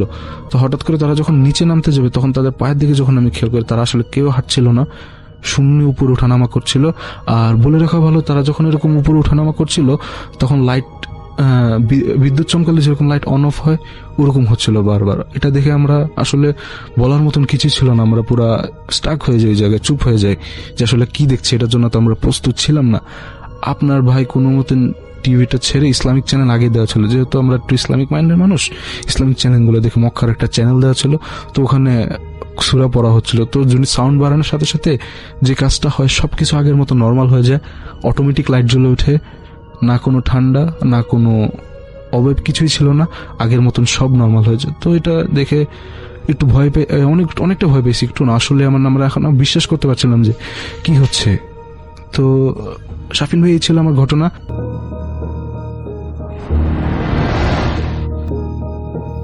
সেদিন রাত তখন 3:45। পুরো হাসপাতালের করিডোরটা নিঝুম থমথমে হয়ে আছে। নার্সিং স্টেশনের চেয়ারটায় বসে আমার কেবল একটুখানি চোখ লেগে আসছিল। ঠিক তখনই আমার কানের একদম কাছে একটা বরফ ঠান্ডা ভেজা হাত এসে স্পর্শ করলো। একটা ছোট বাচ্চার ভাঙ্গা খসখসে গলা ফিসফিসিয়ে উঠল এবং বলল, ডাক্তার বাবু, আমার গলার সেলাইটা খুলে গেছে, একটু সেলাই করে দেবেন?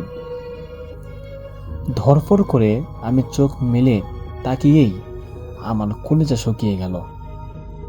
আমি দেখলাম আমার টেবিলের ওপর ঝুঁকে দাঁড়িয়ে আছে 7 থেকে 8 বছরের একটা ফুটফুটে বাচ্চা মেয়ে, কিন্তু তার গলার চামড়াটা মাঝখান থেকে কাটা, সেখান দিয়ে ফিনকি দিয়ে রক্ত পড়ছে, আর রক্তের ভেতর থেকে ছোট ছোট সাদা পোকা কিলবিল করে বেরিয়ে আসছে। সবচেয়ে ভয়ঙ্কর বিষয় হলো, মেয়েটার কোনো পা নেই, সে একদম শূন্যেই ভেসে আছে। এই ঘটনা 2015 সালের সেপ্টেম্বর মাসে। আমি তখন সদ্য পাশ করা একজন ইন্টার্ন ডাক্তার। পোস্টিং ছিল ময়মনসিংহ মেডিকেল কলেজ হাসপাতালের 4 তলার সার্জারি ওয়ার্ডে। সেদিন আমার নাইট ডিউটি ছিল। হাসপাতালে যারা ডিউটি করেছেন তারা জানেন, মাঝরাতের পর সরকারি হাসপাতালের করিডোরগুলো কতটা গা ছমছমে আর ভুতুড়ে হয়ে ওঠে তা নতুন করে বলার কিছু নেই। তো সার্জারি ওয়ার্ডের একদম শেষ মাথায় ছিল 3 নম্বর কেবিন। রুমটা প্রায় মাসখানেক ধরে তালাবদ্ধ ছিল। তালাও ছিল পুরনো জং ধরা তালা। জিজ্ঞেস করায় সিনিয়র নার্স মিনা আপা বলেছিলেন, ভাই ওদিকে যাবেন না বেশি, কেননা ওই কেবিনে একটা দুর্ঘটনা ঘটেছিল, তারপর থেকে ওটা তালা বন্ধ হয়ে আছে। কৌতূহল হলেও কাজের চাপে আর মাথা ঘামায়নি আমি। সেদিন রাতে ডিউটি ছিল শুধু আমার আর মিনা আপার। রাত তখন 1টার দিকে মিনা আপা বললেন, ডক্টর ফারহান, আমার শরীরটা ভালো লাগছে না, আমি একটু পাশের রেস্টরুমে চোখ বুঝছি, কোনো ইমার্জেন্সি হলে আমাকে ডাকবেন। আমি নার্সিং রুমে একাই বসেছিলাম। রাত যত বাড়তে লাগলো চারপাশের বাতাস যেন ততটাই ভারী হতে লাগলো। রাত তখন 2:20 হঠাৎ করেই হাসপাতালের করিডোরের লাইটগুলো একবার জ্বলে আবার নিভে আবার জ্বলে, এভাবে হতে হতে পুরোপুরিভাবে আলোগুলো নিভে গেল। ভোল্টেজ আপ ডাউন করছে ভেবে আমি ল্যাপটপে মনোযোগ দেওয়ার চেষ্টা করলাম। ঠিক তখনই দূর থেকে একটা শব্দ আমার কানে এলো খচখচ করে। মনে হলো কেউ একজন ভারী লোহার চাবি দিয়ে কোনো তালাগুলো খোলার চেষ্টা করছে, এবং শব্দটা আসছিল করিডোরের একদম শেষ মাথা থেকে, অর্থাৎ সেই বন্ধ 3 নাম্বার কেবিনের দিক থেকে। তখন আমি উঠে দাঁড়ালাম। করিডোরের টিম আলোর মধ্যে তাকিয়ে দেখলাম 3 নম্বর কেবিনের দরজাটা সামান্য হা হয়ে আছে। যে তালায় জং ধরে গিয়েছিল সেই তালাটা নিচে মেঝেতে পড়ে আছে। আমি ভাবলাম হয়তো চোর ঢুকেছে, তাই পকেট থেকে মোবাইলটা বের করে টর্চ লাইট জ্বেলে আমি আস্তে আস্তে 3 নম্বর কেবিনের দিকে এগোতে লাগলাম। আমার প্রতিটা পদক্ষেপের সাথে সাথে চারপাশের তাপমাত্রা যেন হু হু করে কমছিল। কেবিনের দরজার সামনে আসছে একটা তীব্র পচা কাঁচা রক্তের গন্ধ আমার নাকে এসে ধাক্কা দিল। গন্ধটা এত কড়া ছিল যে আমার দম আটকে আসছিল। আমি সাহস করে দরজাটা ঠেলে ভেতরে ঢুকলাম। টর্চের আলোটা ভেতরে ফেলতেই আমার হাত পা অবশ হয়ে গেল। আমি দেখলাম রুমে কোনো পেশেন্ট নেই, কিন্তু রুমের মাঝখানের লোহার বেডটা নিজে থেকেই অনবরত কাঁপছে, যেন অদৃশ্য কেউ একজন সেই বেডের ওপর শুয়ে ছটফট করছে। আর সেই বেডের ঠিক ওপরে সিলিং ফ্যানটা বন্ধ, কিন্তু ফ্যানের ব্লেড থেকে টুপ টুপ করে ঘন কালো রঙের রক্ত এসে পড়ছে বিছানার চাদরের উপর। আমি ভয়ে পিছুপা নেব, ঠিক তখনই ঘরের কোণে রাখা একটা স্টিলের আলমারির ভেতর থেকে খামচানোর শব্দ এলো, যেন কেউ ধারালো নখ দিয়ে ভেতরের দেয়ালে আঁচড় কাটছে। ভয়ে আমার চিৎকারও আটকে গেল। আমি পেছনে ফিরে দৌড় দেব, তেমনি ধারাম করে কেবিনের ভারী কাঠের দরজাটাও নিজে থেকেই বন্ধ হয়ে গেল। আমি তখন পাগলের মতো হাতল ধরে টানতে লাগলাম, কিন্তু যেন দরজাটা বাইরে থেকে কেউ শক্ত করে ধরে রাখেছে। ঠিক তখনই আমার পেছনের সেই আলমারির দরজাটা আস্তে করে খুলে গেল। ভেতরের ঘুটঘুটে অন্ধকার থেকে দুটো জলে লাল চোখ আমার দিকে তাকিয়ে থমকে রইল। বাতাস কাঁপিয়ে একটা নারী কণ্ঠের অমানসিক কান্নার আওয়াজ ভেসে এলো, আমার মেয়েটাকে কেন বাঁচাতে পারলেন ডাক্তার? কেন আপনারা আমার মেয়েকে মেরে ফেললেন? এমন শব্দ আসলো, এবং সেই কান্নার শব্দে আমার কানের পর্দা যেন ফিরে যাচ্ছিল। ঘরের ভেতরের কাঁচের জানালাগুলো থরথর করে কাঁপতে কাঁপতে এক পর্যায়ে বিকট শব্দে ভেঙে চুরমার হয়ে গেল। আমি খাটের তলা দিয়ে কুচকুচে কালো লম্বা একজোড়া হাত বেরিয়ে আসতে দেখলাম, যা সোজা আমার পায়ের দিকে এগিয়ে আসছিল। আমি শেষবারের মতো চিৎকার দিয়ে দরজা লাথি মারলাম। তখন অলৌকিকভাবে দরজাটা খুলে গেল আর আমি ছিটকে করিডোরে এসে পড়লাম। আমি আর 1 সেকেন্ডও না দাঁড়িয়ে অন্ধের মতো দৌড়ে 4 তলা থেকে নিচে ইমার্জেন্সি রুমের দিকে নেমে এলাম। বুকটা তখন আমার ফেটে যাওয়ার মতো উপক্রম হলো। যখন সকালে অন্য ডাক্তার এবং স্টাফরা এলেন, আমি তখনও ভয়ে কাঁপছিলাম। সিনিয়র ডাক্তার সাহেবকে পুরো ঘটনা খুলে বলতেই ওনার মুখটা ফ্যাকাশা হয়ে গেল। উনি আমাকে ওনার রুমে নিয়ে গিয়ে দরজা বন্ধ করে দিলেন। এবং এক গ্লাস জল খেয়ে বললেন, ফারহান, আজ থেকে প্রায় কয়েক বছর আগে এই সেপ্টেম্বর মাসেই 3 নম্বর কেবিনে একটা মর্মান্তিক ঘটনা ঘটেছিল। এক মা তার 7 বছরের মেয়েকে নিয়ে সড়ক দুর্ঘটনায় মারাত্মক আহত হয়ে এখানে আসছিলেন এবং মেয়েটার গলাও কেটে গিয়েছিল। সেদিন রাতে ডিউটির ডাক্তার অবহেলা করে ঘুমাচ্ছিলেন। তখন মিনা আপাও তখন সিসিটিভি ডিউটিতে ছিলেন না। মেয়েটা গলার সেলাই কেটে অতিরিক্ত রক্তক্ষরণে ওই 3 নম্বর কেবিনের বেডেই ছটফট করতে করতে মারা যায়। মেয়েটার মৃত্যুর পর তার মা শোকে পাগল হয়ে ওই কেবিনের জানালার কাজ ভেঙে সে কাজ দিয়ে নিজের গলা কেটে আত্মহত্যা করেন। ডাক্তারবাবু কথা শুনে আমার পুরো শরীর বরফ হয়ে গেল, কারণ আমি বুঝতে পারলাম রাতে আমি যাদেরকে দেখেছি তারা অন্য কেউ নয়, সে মৃত মা আর তার সন্তান। সবচেয়ে হাড়হিম করা বিষয় হলো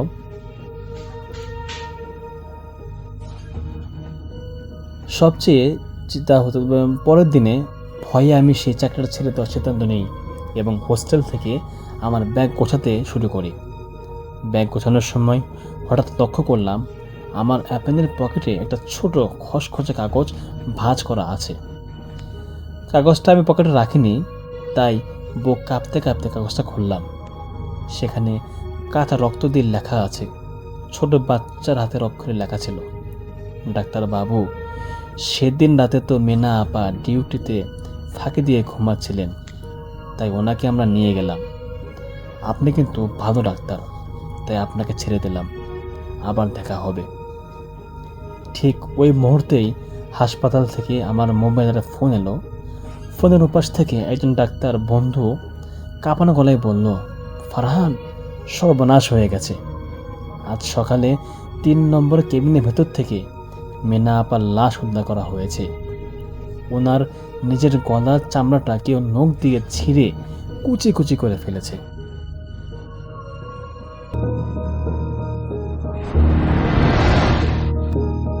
আমি চলে যাচ্ছি আলাইনার ঘটনায়।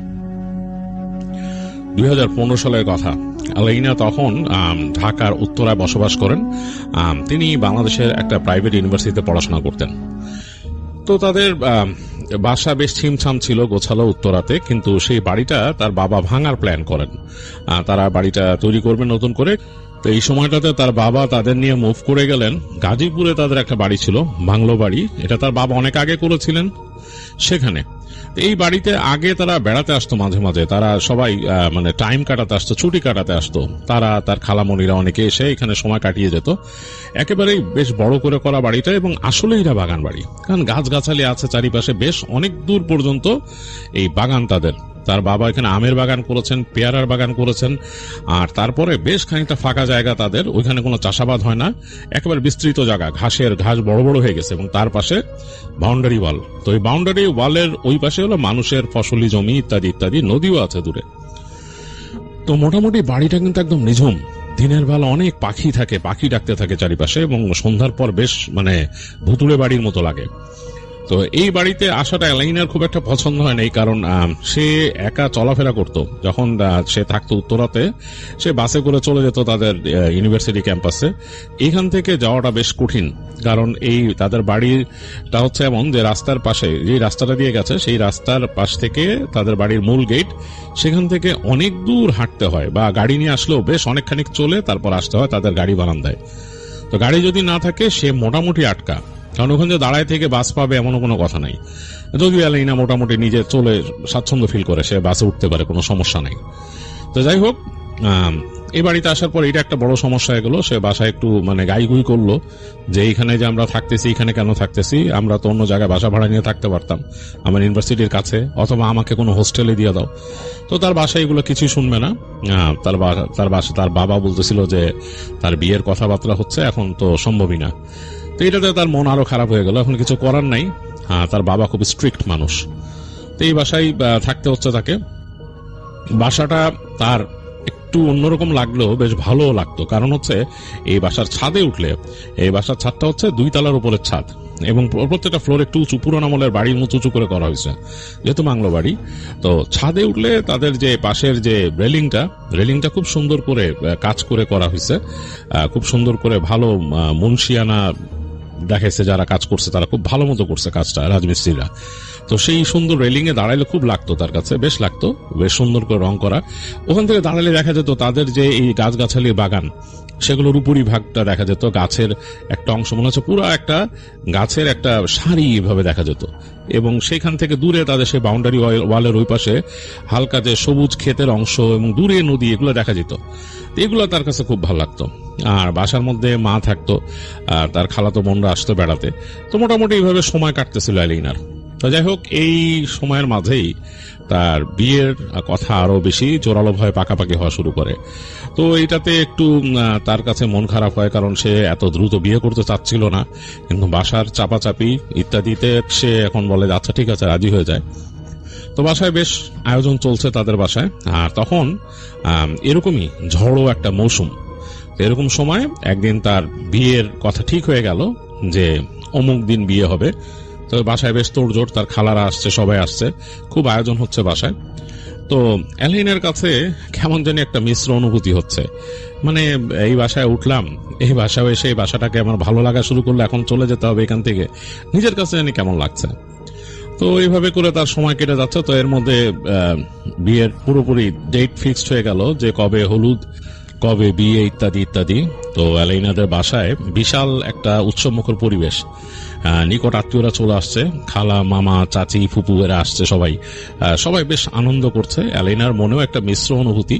সে আসলে মনে হচ্ছে যে স্বপ্নে দেখছে সবকিছু, তার কাছে মনে হচ্ছে যে একটা স্বপ্নে দেখা জগৎ। তো এরকম দেখতে দেখতেই তার হলুদের দিন চলে আসলো। তো হলুদ নিয়ে তাদের ওখানে কথা হয়েছে এরকম যে ছেলে আর মেয়ে তারা একই দিনে হলুদ করবে, কেউ কাউকে হলুদ দিতে আসবে যাবে না, তবে ছেলের বাসা থেকে একটা ডালা পাঠাবে, ওই মাছ আর কি পাঠায়, এবং মেয়ের বাসার থেকেও যাবে একটা ডালা নিয়ে। তো এরকমই তাদের মধ্যে একটা কথাবার্তা হয়েছে। তো অ্যালাইনাকে হলুদ দেওয়া হবে, বাসার সবাই হলুদ দিবে। তো এই জিনিসটা অ্যালাইনা সবসময় দেখছে বিভিন্ন অনুষ্ঠানে, বাট তার নিজের হবে তার কাছে জানি কেমন লাগতেছে। তো সকাল থেকে বেশ ব্যস্ততা, সারাক্ষণ বাসার মধ্যে দেখলো যে আত্মীয় স্বজনরা গল্প করতেছে, যারা বাইরের থেকে আসছে, মানে আত্মীয় স্বজন, তারা মিষ্টি খাচ্ছে, বিভিন্ন রকম রান্না হচ্ছে, গল্প গুজব হচ্ছে। বিকেলের দিকে অ্যালাইনাকে বলা হলো যে তাকে গোসল করতে নিয়ে যাবে তার ওই খালা, তারপর বান্ধবী এরা তাকে তারপর এনে তাকে ডিফারেন্ট শাড়ি পরায়, তারপর নাকি গায়ে হলুদ দিবে, এরকম আর কি তাদের যেসব কালচার হলুদের দিন মানুষ প্র্যাকটিস করে সেগুলো আর কি। তো সেরকম ভাবে হলো, তাকে নিয়ে সাজানো হলো, ফুলের গয়না টয়না দিয়ে হলুদ শাড়ি পরানো হলো, এবং দেখা গেল কাঁচা হলুদ বাটা হয়েছে, সেগুলো রাখা হয়েছে, বিভিন্ন জিনিস তাকে সাজাচ্ছে। এবং তাদের একটা রুম ছিল, লিভিং রুম, যেটা বেশ বড় এবং চারিপাশে জানালা খোলা, চারিপাশে মানে এক একটা থাই অ্যালুমিনিয়ামের শাটার দিয়ে বন্ধ করে এক এক পাশে। তো ওইটাতে বসা হলো, বেশ গুমোট দিন ছিল দেখে ওই শাটারগুলো দুই পাশ থেকে খুলে দিছে। তো অ্যালাইনাকে বসানো হয়েছে একটা স্টেজ করে এই পাশে। তো স্টেজের মধ্যে বসে অ্যালাইনা দেখতেছে সেই খোলা জানালা দিয়ে দূরে দেখা যাচ্ছে গাছের সারি, গাছগুলো নড়তেছে এবং মেঘে মেঘে ছেয়ে যাচ্ছে চারিদিক, মানে তখন বেলা প্রায় পড়ে যাচ্ছে। অ্যালাইনা দেখে তার মনটা কেমন যেন বিষাদে ছেয়ে গেল। সে চিন্তা করলো যে এই বাসা থেকে বিদায় নিয়ে নিব, বাবার বাসা থেকে। মনটা কেমন যেন খারাপ হচ্ছে, সেখানে আনন্দ লাগার বদলে তার মনটা একটু খারাপ হচ্ছে। তো দেখলো যে মেঘ ছেয়ে যাচ্ছে, অন্ধকার হচ্ছে আস্তে আস্তে, কোনো ঝড় বৃষ্টি আসবে এরকম। তো তার বান্ধবীরা সবাই জিনিসপত্র গোছাতে ব্যস্ত, তার যে স্টেজ করছে তাকে যেখানে বসাইছে সেখানে জিনিসপত্র নিয়ে আসছে, এবং সে শুনতেছে যে ছেলের বাসার থেকেও ডালা আসবে, সেখানে আরো জিনিসপত্র থাকবে। তো এগুলো কথা বলতে বলতে এই সময় অন্ধকার হয়ে আসলো। তার রুমের মধ্যে তার কয়েকটা ছোট কাজিন আর দুইটা বান্ধবী, তারা এটা ওইটা নাড়াচাড়া করতেছিল। তো হঠাৎ করে প্রচন্ড বাতাস ছুটলো, এবং ওই তাদের গাছপালা, তার বাসার একদম পাশে কয়েকটা আম গাছ ছিল, সেখান থেকে ছিটে ছিটে আম ছিল গাছে, আমগুলো ছিটে ছিটে এসে তাদের জানালায় বাড়ি খেলো, কয়েকটা ভিতরে ঢুকে গেল। তো কাজিনরা চিৎকার করে উঠলো, হই হই করে চিৎকার করে উঠলো যে আম নিবে ইত্যাদিতে। বান্ধবীগুলো বলতেছে এই আম পড়ছে, ঘরের মধ্যে ঢুকে গেছে, তারা এরকম হাতাচ্ছে, মানে তারা ওইটা নিয়ে ব্যস্ত হয়ে গেছে। তো তারা এই হই হুল্লোড় করতে করতে, কয়েকজন কাড়াকাড়ি করতে করতে দেখলো যে ইলেকট্রিসিটি চলে গেল এবং ঘরটা অন্ধকার হয়ে গেল। তো এই বাসায় জেনারেটর আছে, জেনারেটর চালানো হয় নাই তখনও। ঘরটা কেমন অন্ধকার হয়ে গেছে, এবং দেখলো যে আকাশ, এখান থেকে অ্যালিনা দেখতেছে যে আকাশটা অন্ধকার হয়ে গেছে, পুরো ডার্ক, মানে একেবারে মানে কালচে অনেকটা ছাই রঙের মেঘ ঢেকে গেছে চারিদিকে। এমনি তো সন্ধ্যা হয়ে আসতেছিল এর মধ্যে, এবং কড়কড় শব্দে বাজ পড়তেছে, বিদ্যুৎ চমকাচ্ছে এবং ঝুম করে বৃষ্টি নামলো।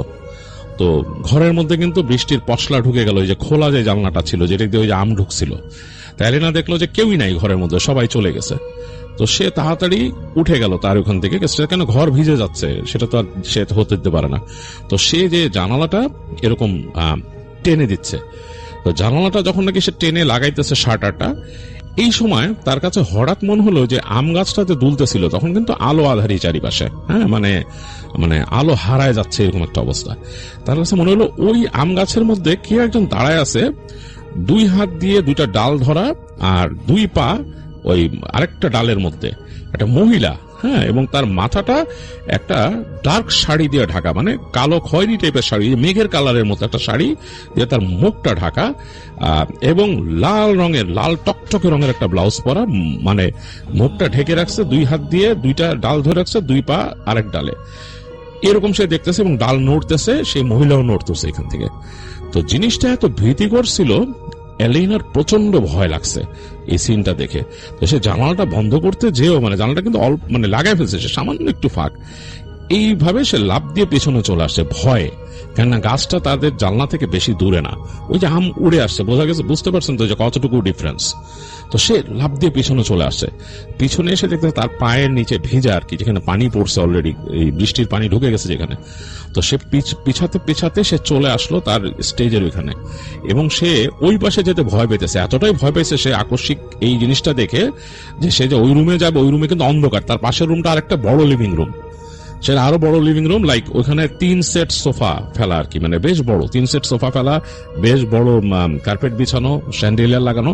তো ওই জায়গাটা একদম অন্ধকার।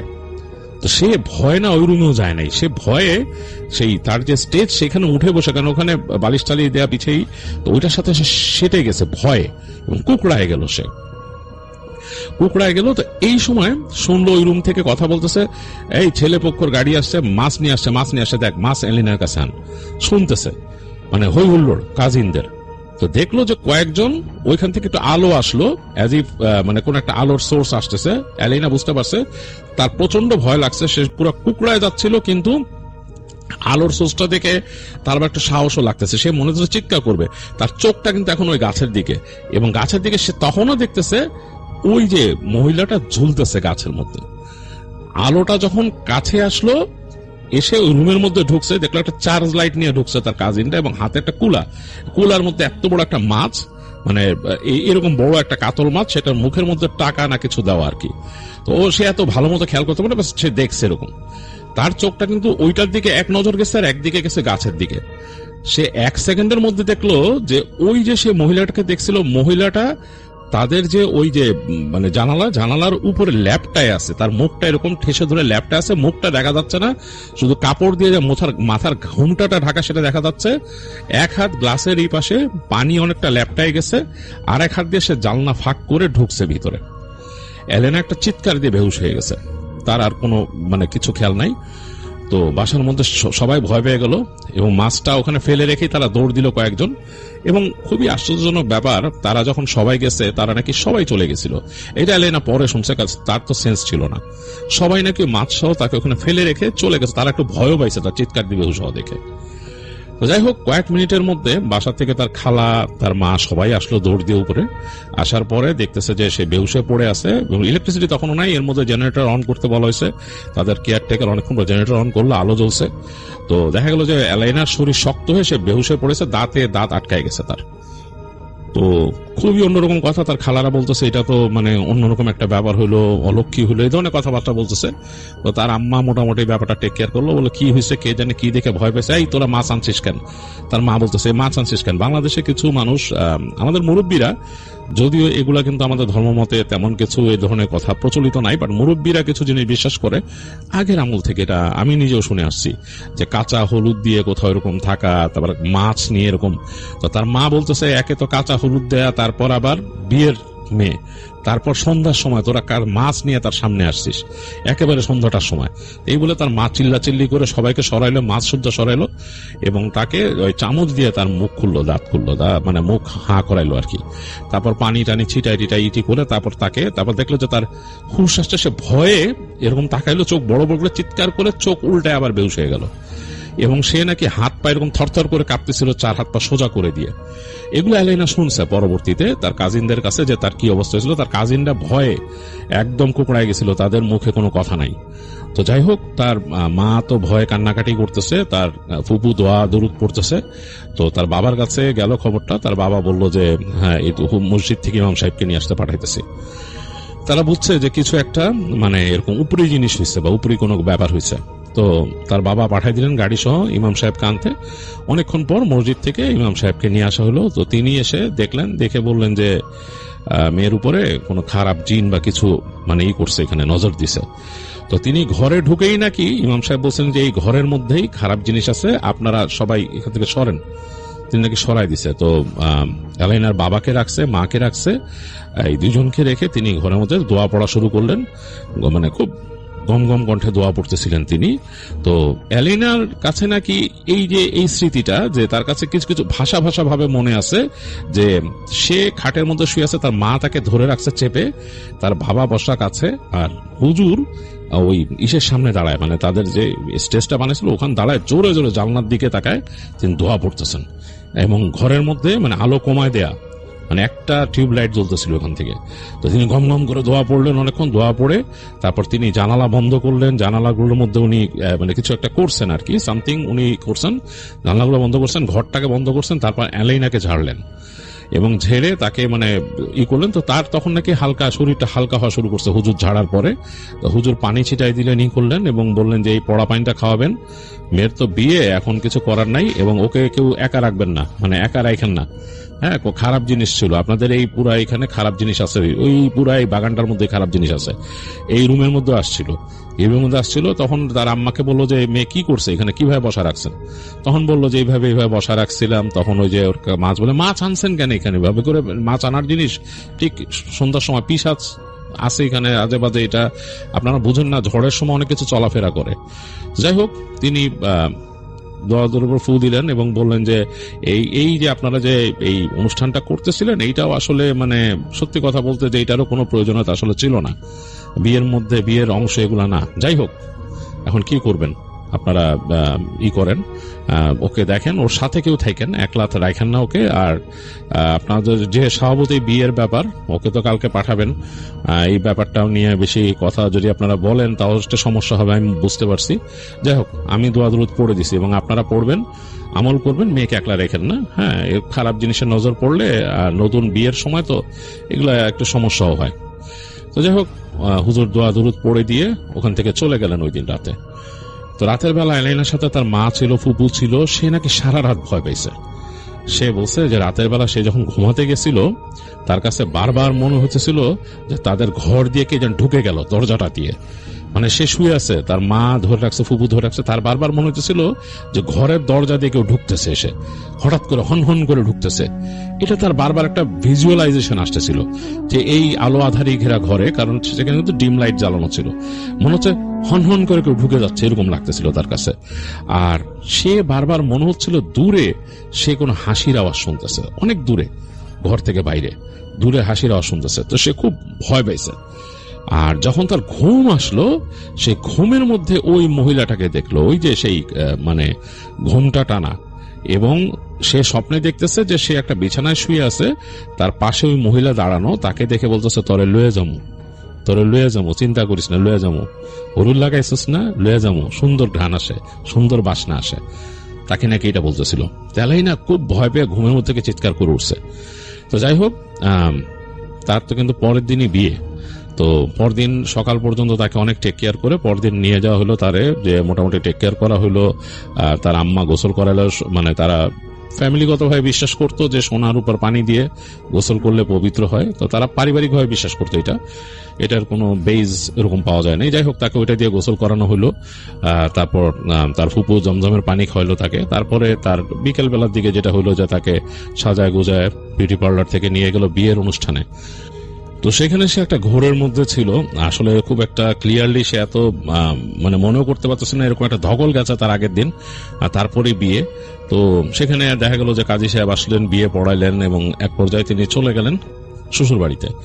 তো ওই রাতটা শ্বশুর বাড়ি থাকতে হবে নতুন হাজবেন্ডকে চেনার সময়, এবং এর আগে দু একবার কথা হয়েছে, তাকে ছবি দেখানো হয়েছিল। তো যাই হোক, তার খুব ভালো লাগলো এলাইনার, মনে হলো যে হ্যাঁ আসলে একটা জেন্টলম্যান। তো সে এলাইনা এমন একটা মানুষ, সে আসলে কোনো কথা লুকাইতে পারতো না। তো সে তার হাজবেন্ডকে বলল যে আমি কিন্তু ভয় পাইছি কালকে রাত্রে। তো তার হাজবেন্ড হেসে বলল, কি ভয় পাইছো তুমি? তো বলতেছে যে আমি ভয় পাইছি মানে কালকে রাতে আমার এরকম এরকম ঘটছিল হলুদের সময়। তো বলে সে একটু চুপ করেছিল, কারণ সে ভাবতেছিল যে অনেক সময় যেটা হয় যে এগুলো মাইন্ড করে মানুষ। হ্যাঁ, তো দেখলো যে তার হাজবেন্ড হেসে দিছে, হেসে দিয়ে বললো আরে এগুলা কিচ্ছু না, এগুলা কুসংস্কার। এই যে মানুষ এই হলুদ টলুদের দিন বলে কাঁচা হলুদ দিয়ে দিকে যেতে, আমারও হলুদ দিছে, দেখছো এই যে আমার শার্ট উঠে দেখাচ্ছে যে হাতের এখানে দেখো হলুদ দাগ রয়ে গেছে। আমাকে বলতেছিল ছাদে যেতেন, আমি বন্ধুদের সাথে চেয়েছিলাম একটু স্মোকিং করবো ছাদে, যে আমাকে ছাদে যেতে দিবে না, বলছে যে এরকম কাঁচা হলুদ দিয়ে ছাদে যাওয়া নিষেধ। যাই হোক, আমারে কিছু, আমি কিন্তু গেছি, আমি যে ওখানে বন্ধুদের সাথে সময় কাটে আসছি, তা আমার কিছু না হইলে আমার বউ অ্যাটলিস্ট ভয় পাইছে, এটা আমার কাছে শান্তি লাগতেছে। And that is so sweet, I like it. তো এটা শুনে সে এলাইনা হেসে ফেললো, এবং তার কাছে বেশ ভালো লাগলো যে তার হাজবেন্ড এত হিউমারাস একজন মানুষ। সে মানে তার মাথার মধ্যে যেটা ভয় বা একটা চিন্তা ভাবনা, ওই জিনিসটা গতকালকের ব্যাপারটা যে প্রেশার ফেলে রাখছিল, ওইটা আস্তে আস্তে চলে গেল। এবং রাতে তারা গল্প গুজব করে সময় কাটায় দিল। তার হাজবেন্ড তাকে অনেক কথা বললো তার লাইফের, সে অনেক কিছু শেয়ার করলো, এবং তাদের মধ্যে একটা সুন্দর সময় কাটলো। এইসব জিনিস নিয়ে, এই ভূত প্রেত এগুলা নিয়ে ভয়টা তার মধ্যে থেকে কেটে গেল। এরপর দিন শ্বশুর বাড়িতে সে ছিল, এটা ওটা দেখছে, ঘুরছে, দেখছে, তার কাছে ওইরকম আর কিছু ফিল হয় নাই। এই স্বপ্নও দেখে নাই এর মধ্যে, কিন্তু সে আর ওই দিনটা সে কিছুই আর স্বপ্ন দেখে নাই বা ওইটা খেয়ালও আসে নাই। তো তারপর দিনই তাদের বউ ভাত। তো বউ ভাত হলো, বউ ভাতের পরে তার হাজবেন্ডকে নিয়ে তাদের বাড়িতে আসার কথা, সেই নিজেদের বাড়ি, বাংলো বাড়িতে। তো বউ ভাতের পর রাতের বেলা তারা ব্যাক করছে, তখন অনেক রাত হয়ে গেছে, রাত প্রায় 11টা, 11:30। তো যখন আসতেছে গাড়িতে, তখনই ওই রাস্তাঘাট একদম নীরব। তো তার হাজবেন্ড বলতেছে, সে তো ড্রাইভ করতেছে না, বসা পাশে, তাহলে এনাকে বলতেছে যে তোমাদের বাড়িটা আসলে ওইরকম জায়গায়, তুমি যে ভয় পাইছিলা আসলে এই কারণেই। তো এইটা শুনেই অ্যালিনার আবার মনে পড়লো পুরো জিনিসটা, এবং সে একটু কুকড়ায় গেল। তো যাই হোক, ওই যে তাকে বলছে স্বপ্নের মধ্যে তোকে নিয়ে যাব, এইটাতে সে বেশ ভয় পাইছে। তো মানে তার মনে পড়ছে জিনিসটা। তো যাই হোক, এক পর্যায়ে তাদের বাসায় আসলো, এবং তাদের বাসায় যখন গাড়ি ঢুকতেছে তখন অনেক রাত, এবং গাড়িটা, এই বউ ভাতের গাড়িও সাজায় আনছিল তারা, তাদের শ্বশুর বাড়ি থেকে সাজায় দিছিল, এবং এটা ছিল মানে খুব ডিপ রজনীগন্ধার ঘ্রাণাল একটা গাড়ি, মৌ করতেছিল।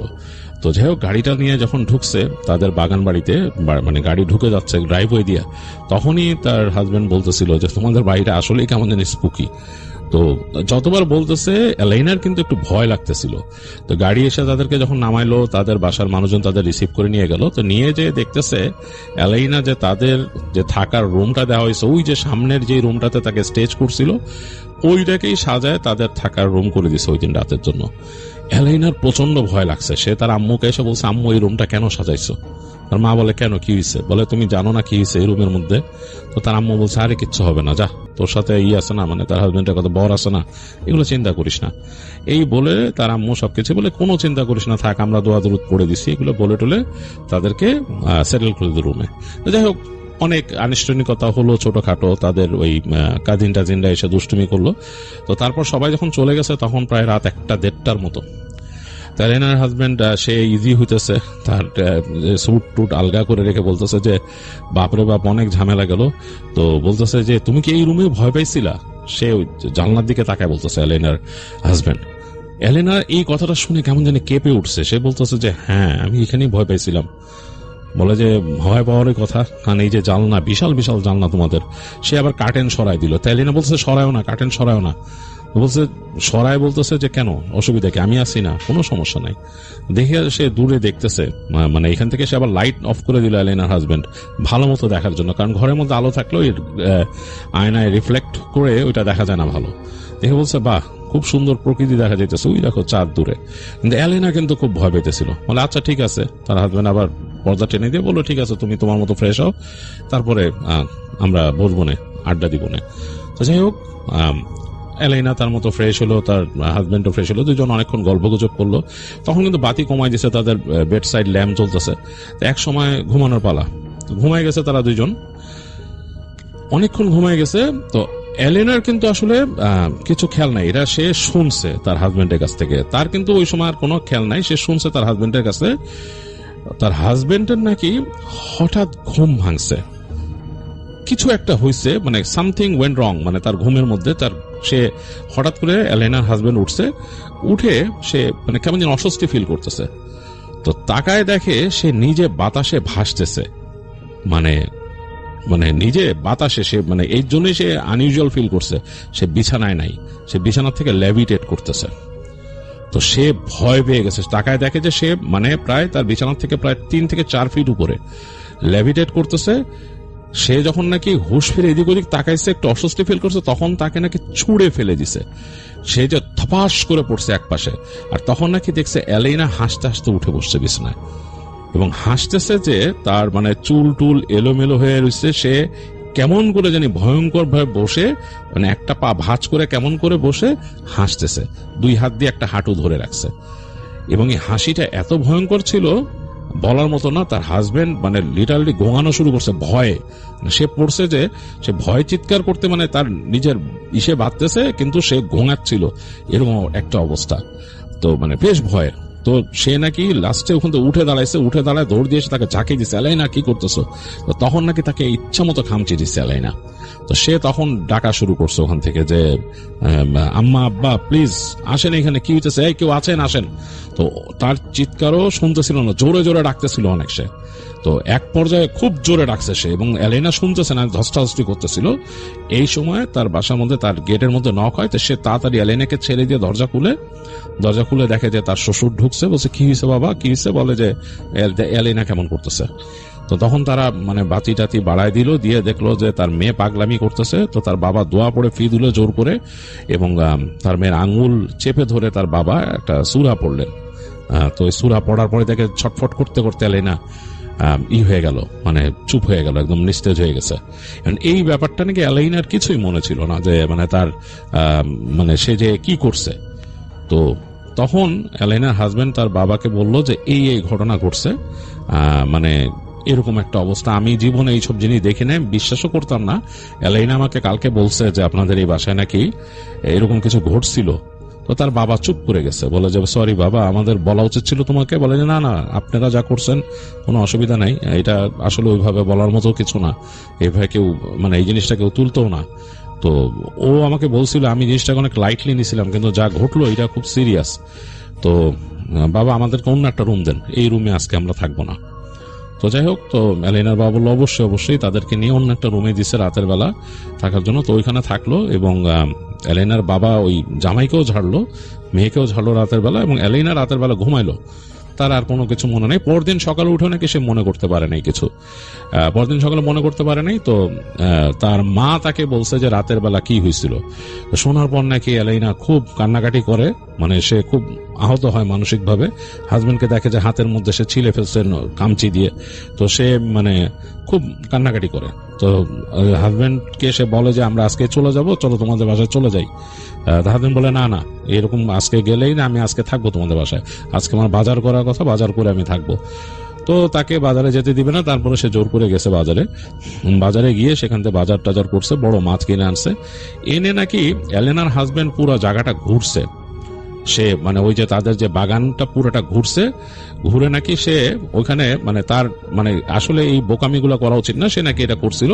সে নাকি যে ওই যেই গাছের গোড়ার মধ্যে নাকি সে ওই যে এলিনা তাকে বলছে যে সে কাকে দেখছে, সেইখানে দাঁড়ায় নাকি সে বলছে যে আমার ওয়াইফের সাথে যেই করিস, তার যদি এত সাহস থাকে আমার সামনাসামনি ফেস করিস, এবং লুকায় করিস না, লুকায় আসিস না, আমার ওয়াইফকে যে বিরক্ত করছিস আমার সামনে আসিস। তো এইটা বলছে, বলে নাকি সে আবার আসছে। এটা নাকি তার একটা গোয়ার তুমি কাজ ছিল, সে নিজেই এখন বুঝে। যাই হোক, সে বলে আসছে। আসার পরে তো বাসায় নর্মালি তাদের মানে ওখানে যা যা মানে কাস্টম তারা পালন করে সেটা হয়েছে, খাওয়া দাওয়া সবকিছু। আর তারপরে এরকম রাত যথারীতি রাত আসছে, ঘুমাতে গেছে, এবং তাদেরকে এখন ডিফারেন্ট রুম দিয়েছে, ওই রুমে আর থাকবে না। তো ঘুমাইছে, রাতের বেলা ঘুমাইছে। তো অনেক রাতে এলাইনার হাজবেন্ড স্বপ্নে দেখতেছে এইটা খুব আশ্চর্যজনক ব্যাপার, যেটা নাকি আসলে ঘটার কথা না। এলেনার হাজবেন্ড মানে সে বলছে যে এটা কেমনে ঘটলো, বাট এলেনাও বলছে যে এটা কিভাবে ঘটলো আমরা কেউই বলতে পারি না। এলেনার হাজবেন্ড স্বপ্নে দেখছে ঠিক এলেনা যেটা বলছিল, জাস্ট এক্সাক্ট বর্ণনার একটা মহিলা, এমনকি ওরকম ধূসর শাড়ি পরা, মাথা ঢাকা, এরকম জাস্ট হাতটা লম্বা এরকম নখের। এলেনার হাজবেন্ডকে নাকি এরকম নখ দিয়ে একটা আঁচড় দিয়ে বলছে যে আমি আসলাম আর তোর বউরে নিয়ে গেলাম, তুই কি করবি, বলে নাকি হেঁটে চলে গেল। সে স্বপ্নে দেখতেছে এবং সে স্বপ্নে দেখতেছে সে ছটফট করতেছে। তো ছটফট করতে করতে সে ঘুম থেকে উঠে গেছে এবং সে ফিল করতেছে তার হাত খুব জ্বলতেছে, এলেনার হাজবেন্ড। তো সে লাফ দিয়ে উঠছে, উঠে দেখে যে যেই রুমে তাদের থাকতে দিয়েছিল ওখানে ওই যে বেড সাইড ল্যাম্প জ্বলতেছে। তো সে দেখতেছে হাত জ্বলতেছে, হাত দিচ্ছে এবং পাশে এলেনা নাই। সে হাত দিয়ে দেখে তার হাতে এত বড় একটা চেরা, এরকম মানে এইরকম লম্বা ছিলে দিছে কেউ। তো সে তাকায় দেখে তার পাশে এলাইনা নাই। তো সে ফার্স্টে চিন্তা করে কি বাথরুমে গেছে নাকি। তো সে এলাইনা বলে ডাক দিয়ে লাফ দিয়ে বিছনা থেকে নেমে বাথরুমে গেছে, দেখে বাথরুম দরজা খোলা, বাথরুমে মানে কেউ নাই, বাথরুম খালি। তারপর সে দেখে যে ওই গেটটা খোলা, মানে গেটের ভেতর থেকে ছিটকিনি দিছিল, ছিটকিনি খোলা, মানে এই নবালা গেট। তো গেটটা খুলে দেখে যে পুরা খা খা করতেছে। তাদেরকে ওই 2 তলেরই আর একটা রুমে দিছিল, এটা খা খা করতেছে। ওইখানে বড় লিভিং রুমে কেউ নাই। তো সে চাতার চিৎকার শুরু করে, আব্বা আম্মা বলে চিৎকার দেয়। তো তখন এলেনার বাবা মা বের হয়ে আসে 2বার ডাকার পরই, বাজি রাতে জেলে আসে। আসার পরে সে বলছে রুমে এলেনা নাই, কোথায়, বাথরুমেও নাই। তো তারা যায় পাশের ওই যে রুম, ওখানেও নাই। নিচে নেমে যায়, নিয়ে দেখে তাদের যে মেন যে ফ্রন্ট, নিচে যে লিভিং রুম, ওটা ডুপ্লেক্স বাসা, তো নিচে যে লিভিং রুমের বড় দরজাটা এটা খোলা, হাট করে খোলা। তাড়াতাড়ি সবাই মিলে দৌড়ায় বের হয়ে যায়। বের হয়ে যে এদিক ওদিক দেখতে থাকে, কিচ্ছু না, অন্ধকার। তো ঘুরঘুটি, রাতের বেলা পোকামাকড় ডাকতেছে। তো এলেনার বাবা তো কান্না শুরু করছে, মাও কান্না শুরু করছে। তো তার হাজবেন্ডেরও মন খারাপ। তো তখন বলছে কি করবে, মানে দিশাহারা। তার হাজবেন্ড বলতেছে যে এক কাজ করেন, আমার মনে হয় যে ওই যে যেখানে মানে ওই গাছটার মধ্যে এলেনা কিছু দেখছিল ওইখানে যেতে হবে। তো তার বাবা বলে কেন, বলে আমি আজকে ওখানে গেছিলাম যে ওইটারে চ্যালেঞ্জ করছি। তো তার বাবা তো প্রচন্ড রেগে গেছে, তুমি কি করছো, তুমি এগুলা কেন করতে গেছো, উল্টাপাল্টা কাজ, চরম ধমক দেয়। মানে সে তার বাবা, এলিনার বাবা তখন হিতহিত জ্ঞান হারায় ফেলছে, আসলে তার মেয়েকে পাচ্ছে না। তো সে বুঝতেছে এটা একটা সুপার ন্যাচারাল কিছুর সাথে একটা সমস্যা হয়েছে। আর এইখানে এরকম একটা মানে বোকার মতো কাজ। যেহেতু তিনি ধার্মিক মানুষ, তো তিনি মানে সিরিয়াসলি রেগে উঠে এবং তারপরে তিনি তাড়াতাড়ি নিজেই দৌড় দেন ওদিকে। কোথায় কোথায় সেটা। তো এলেনার হাজবেন্ড তাকে নিয়ে যায়, বলে যে এলেনা আমাকে বলছিল যে এইখানে গাছটায় দেখছে আপনাদের বাসার কাছে। খুবই আশ্চর্যজনক ব্যাপার, তারা 3 জন, এলেনার বাবা মা আর হাজবেন্ড 3 জন যখন গেছে, যে দেখে ওই আম গাছটার মধ্যে এলেনা পা ঝুলায় বসে আছে। ও কিভাবে ওই গাছে উঠলো এটা খুবই আশ্চর্যজনক ব্যাপার। একবার ভাবছিল এলেনার হাজবেন্ড যে মনে হয় এমন হইতে পারে যে তাদের যে ওই যে রুমটা ছিল সামনের, ওইটার জানলা খুলে কোনোভাবে সে ওখানে লাফায় পড়ছে। বাট এইটা সম্ভব না, এত ফিটনেস এলেনার ছিল না। এলেনা নিজেই বলছে এটা ইম্পসিবল, আমার এই ফিটনেস নাই যে আমি এখান থেকে লাফ দিয়ে যে ওই গাছে পড়বো। হ্যাঁ, তো যাই হোক ওই গাছের ডালের উপর সে বসে আছে, তার চুল এরকম ঝুলতেছে এবং সে তাদের 3 জনকে দেখে, রাতের অন্ধকার কিন্তু এই তাদের বারান্দার এখান থেকে হালকা আলো এখানে আসছে আর আকাশের আলো, এর মধ্যে উপর থেকে নাকি হাসা শুরু করছিল এলেনা। তো তার বাপ নাকি নিচ থেকে জোরে জোরে দোয়া পড়ে উঠে, মানে একটা সূরা পড়ে, এবং সূরা পড়ার সাথে সাথে এলেনা গাছের উপর থেকে থপ্পাস করে পড়ে। তো ভাগ্য ভালো যে উচ্চতা খুব বেশি ছিল না। এর মধ্যে তার হাজবেন্ড ধরতে গেছিল, ধরতে যেও সে ব্যথা পাশে নিজেও পড়ে যায়। তো এলেনাকে ওখান থেকে তারা নিয়ে আসে বাসায়, এনে দেখে যে একদম মানে ব্যথা পাইছে বোঝা যাচ্ছে তাকে, কিন্তু সে জ্ঞান নাই। তো ওখানে তারা বাসায় এনে ঝাড়ে, পানি পড়া তাকে ছিটায়, তাকে মানে পরিষ্কার পরিচ্ছন্ন করে। এলেনার বাবা খুব মন খারাপ করে বলতে থাকে, বাবা তুমি এইসব কথা তোমাদের বাসায় বলো না, কারণ খারাপ মনে করবে, তারা অন্যরকম চিন্তা করবে। তো এলেনার হাজবেন্ড বলে না না এগুলেন আপনি চিন্তা করেন না, আমার বাসা অন্যরকম, আমার বাসার মানুষ এরকম না। তো যাই হোক রাতের বেলা তার ওই দিনটা কেটে যায়, রাতটা তাদের। পরদিন সকালবেলা এলেনার কিছু মনে নাই, সে সারা শরীরে অনেক ব্যথা। তো এলেনার হাজবেন্ড তাদের বাসায় বলে যে ও পড়ে গেছিল, পড়ে গিয়ে ব্যথা পাইছে, আমরা 2-1 দিন আসতে পারবো না। তো এই 2-1 দিন যে আমরা এখানে থাকবো, তার বাসায় একটু রাগ করে যে কেন আসবে না, নতুন বিয়ে করে এটা খুব খারাপ দেখায় যে জামাই যে কয়েকদিন থাকতেছে। তো যাই হোক তারপরও সে বাসায় ম্যানেজ করে ফেলে। তো এই বাসার মধ্যে এলেনার বাবা তখন হুজুরকে নিয়ে আসেন, হুজুরকে বলেন যে আপনি আরো আপনার সাথে আরো 2-1 জনকে নিয়ে আসেন যারা এই সমস্যার থেকে আমাদেরকে মানে একটা মুক্তি দিবে। তো যাই হোক হুজুর আসেন, আরো 2-1 জন আলেমকে নিয়ে আসেন এবং এসে বাসায় এসে তিনি রুকাইয়া করেন। এলাইনাকে ঝাড়েন ফার্স্টে, যেটা রোকায়া করেন, এবং তাদের যে ওই রুমটা, যেই রুমটাতে প্রথম দিন ইনসিডেন্ট হয়েছিল, ওই রুমটাতে নাকি ওনারা আসন দেন এরকম ভাবে। সেই আসনের মধ্যে এলেনার হাজবেন্ডও ছিল, কিন্তু তাদেরকে শরীর বন্ধ করে বসাইছিল এক পাশে। তো হয় তার নাকি ওই রুমে নাকি ওই জিনিসটার আসে, মানে ওই খারাপ জিনিসটা আসে, তার মানে তাকে দেখতে পায় নাই, তারা অন্ধকারে কণ্ঠ শুনছে, অন্ধকারে খুব মানে একটা নাকি টাইপের কণ্ঠ, মনে হচ্ছে জানলার ওই পাশটায় কথা বলতেছে। তো সে বলতেছে যে সে এই জায়গায়, এই যে ওই আম গাছটার ওখানে থাকে, আরো 70 বছর ধরে থাকে এখানে, এই বাড়ি হওয়ার আগের থেকে।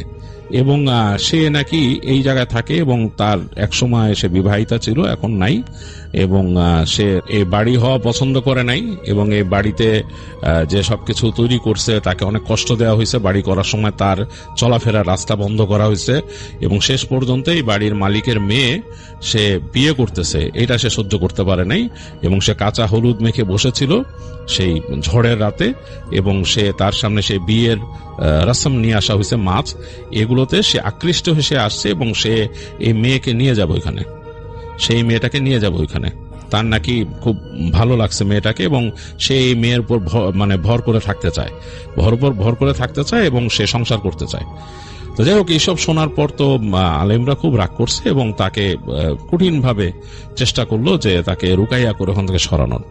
তো সে তো যেতে চাচ্ছে না, অনেক আর্গুমেন্ট হচ্ছে সেই আলেমদের সাথে, তার সাথে, এবং এই আলেমদের সাথে যখন আর্গুমেন্ট হচ্ছে, তখন তারা আর ওই কথাগুলো শুনতেছে না, আলেমরা যা বলতেছে এটা শুনতেছে, যে তাকে যা বলতেছে। তো মানে ভয়ঙ্কর একটা পরিবেশ, অন্যরকম একটা পরিবেশ। তো তারপর শেষ পর্যন্ত যখন সে কথা শুনতেছে না, তখন তাকে বন্দি করা হলো, একটা বোতলে বন্দি করা হলো। সেটাও একটা অন্যরকম পরিবেশ ছিল, মানে কথাবার্তা, মানে একটা ভয়ঙ্কর একটা সিচুয়েশন তৈরি হয়েছিল। তো যাই হোক, বোতলে বন্দি করার পরে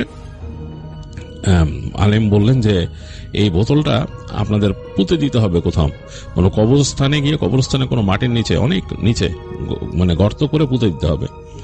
তো সে বললেন, এলাইনার বাবা বললেন যে আচ্ছা, আমি লোক দিব আপনাদের সাথে, কেউ একজন যে এই কাজটা একটু তাদেরকে, তারা বুঝবে না, উল্টাপাল্টা করে ফেলবে, তারা যখন করবে আপনারা একটু কেউ একজন হুজুর সাথে থেকেন দয়া করে, অনেক অনেক অনেক শুকরিয়া আপনাদের যদি করেন।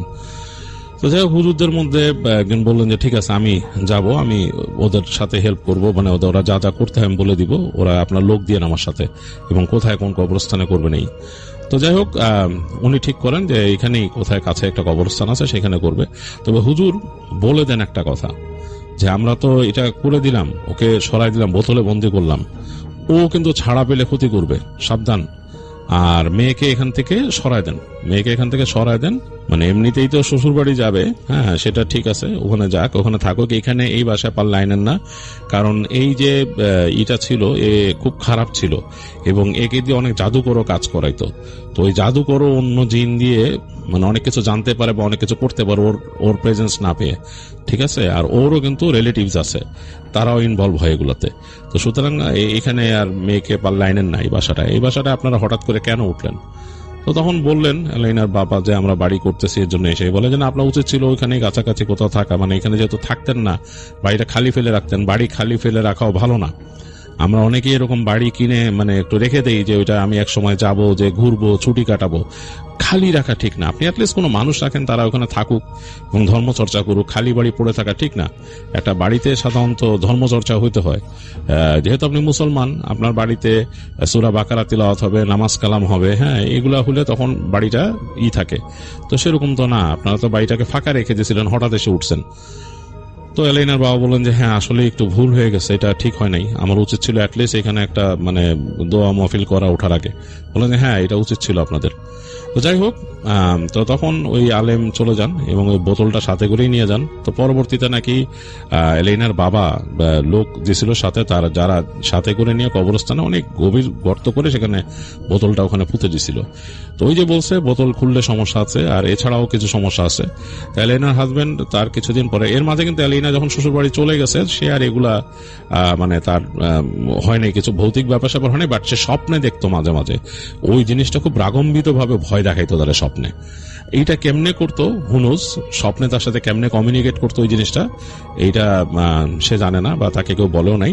তো পরবর্তীতে সে তো তার হাজবেন্ড উচ্চতর শিক্ষার জন্য চলে যায় অস্ট্রেলিয়াতে, এবং সেও সাথে চলে যায় ওখানে।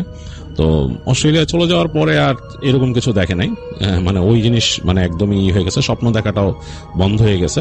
তবে ওইখানে যে বাড়িটাতে ছিল অস্ট্রেলিয়াতে যে প্রথম সেই বাড়িটাতে কিছু কিছু ভয়ের ব্যাপার ছিল, ভয় পেত।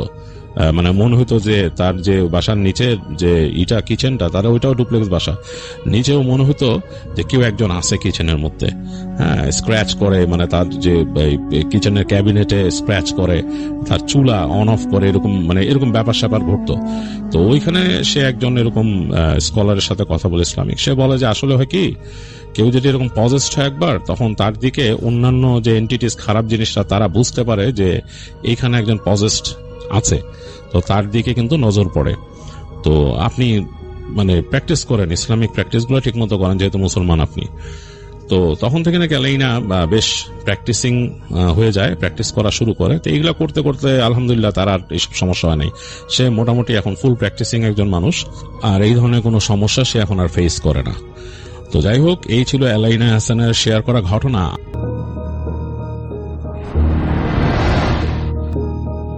হ্যালো ভাইয়া, একটু সরবেন, আমি এই বইটা নিব। পেছন থেকে একটা মেয়ের খুব মৃদু আর ঠান্ডা গলার আওয়াজ শুনে আমি চমকে উঠলাম। তখন ঘড়িতে রাত 1:45। ঢাকা বিশ্ববিদ্যালয়ের এই পুরনো সেমিনার লাইব্রেরির অন্ধকার কোণাটায় আমি ছাড়া আর কেউ থাকার কথা নয়। লাইব্রেরিয়ান শিকদার চাচা একটু আগেই মেইন গেটে তালা মেরে চাবি নিয়ে চলে গেছেন। আমি ঘুরে তাকালাম, একটা মেয়ে দাঁড়িয়ে আছে, পরনে মলিন একটা সুতির শাড়ি, চুলগুলো আলগা করে পিঠে ছড়ানো। তার গায়ের রংটা কেমন যেন অস্বাভাবিক রকমের ফ্যাকাশে, ঠিক যেন একটা লাশের মতো সাদা।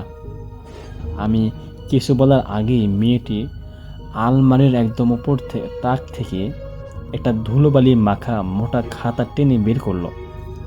আর তখনই আমার চোখ গেল তার হাতের দিকে। মেয়েটার হাতটা কনুই থেকে কবজি পর্যন্ত উল্টো করে পাকানো, আর তার নখগুলো খট খট করে কাচের উপর আছাড় খাচ্ছে।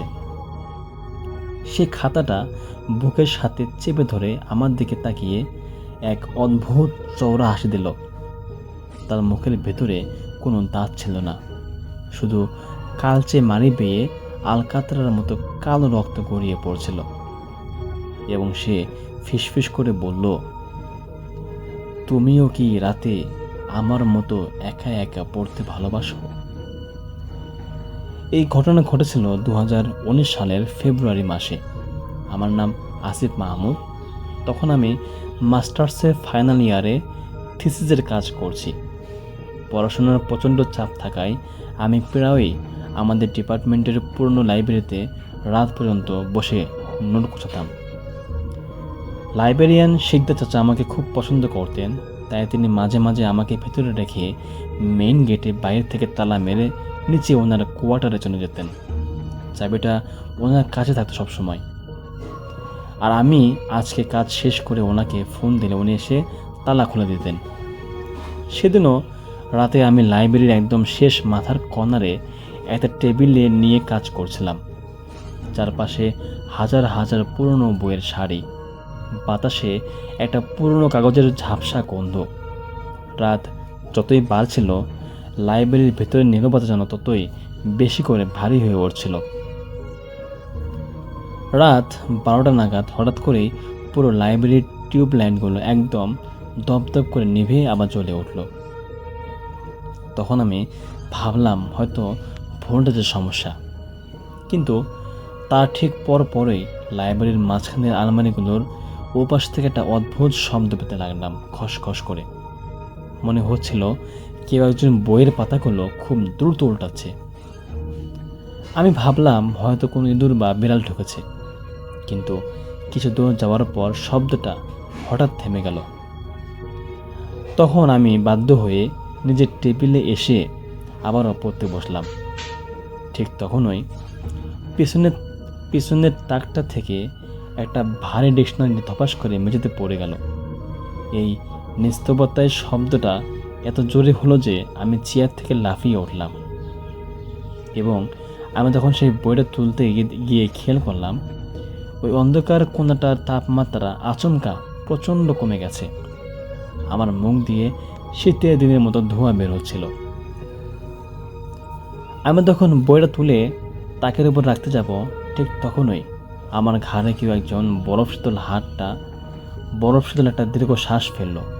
চামড়া জমে যাওয়ার মতো হয়ে সেই ঠান্ডা বাতাসটা টের পেতেই আমি শির দ্বারা বেয়ে একটা হিম শীতল স্রোত নেমে গেল।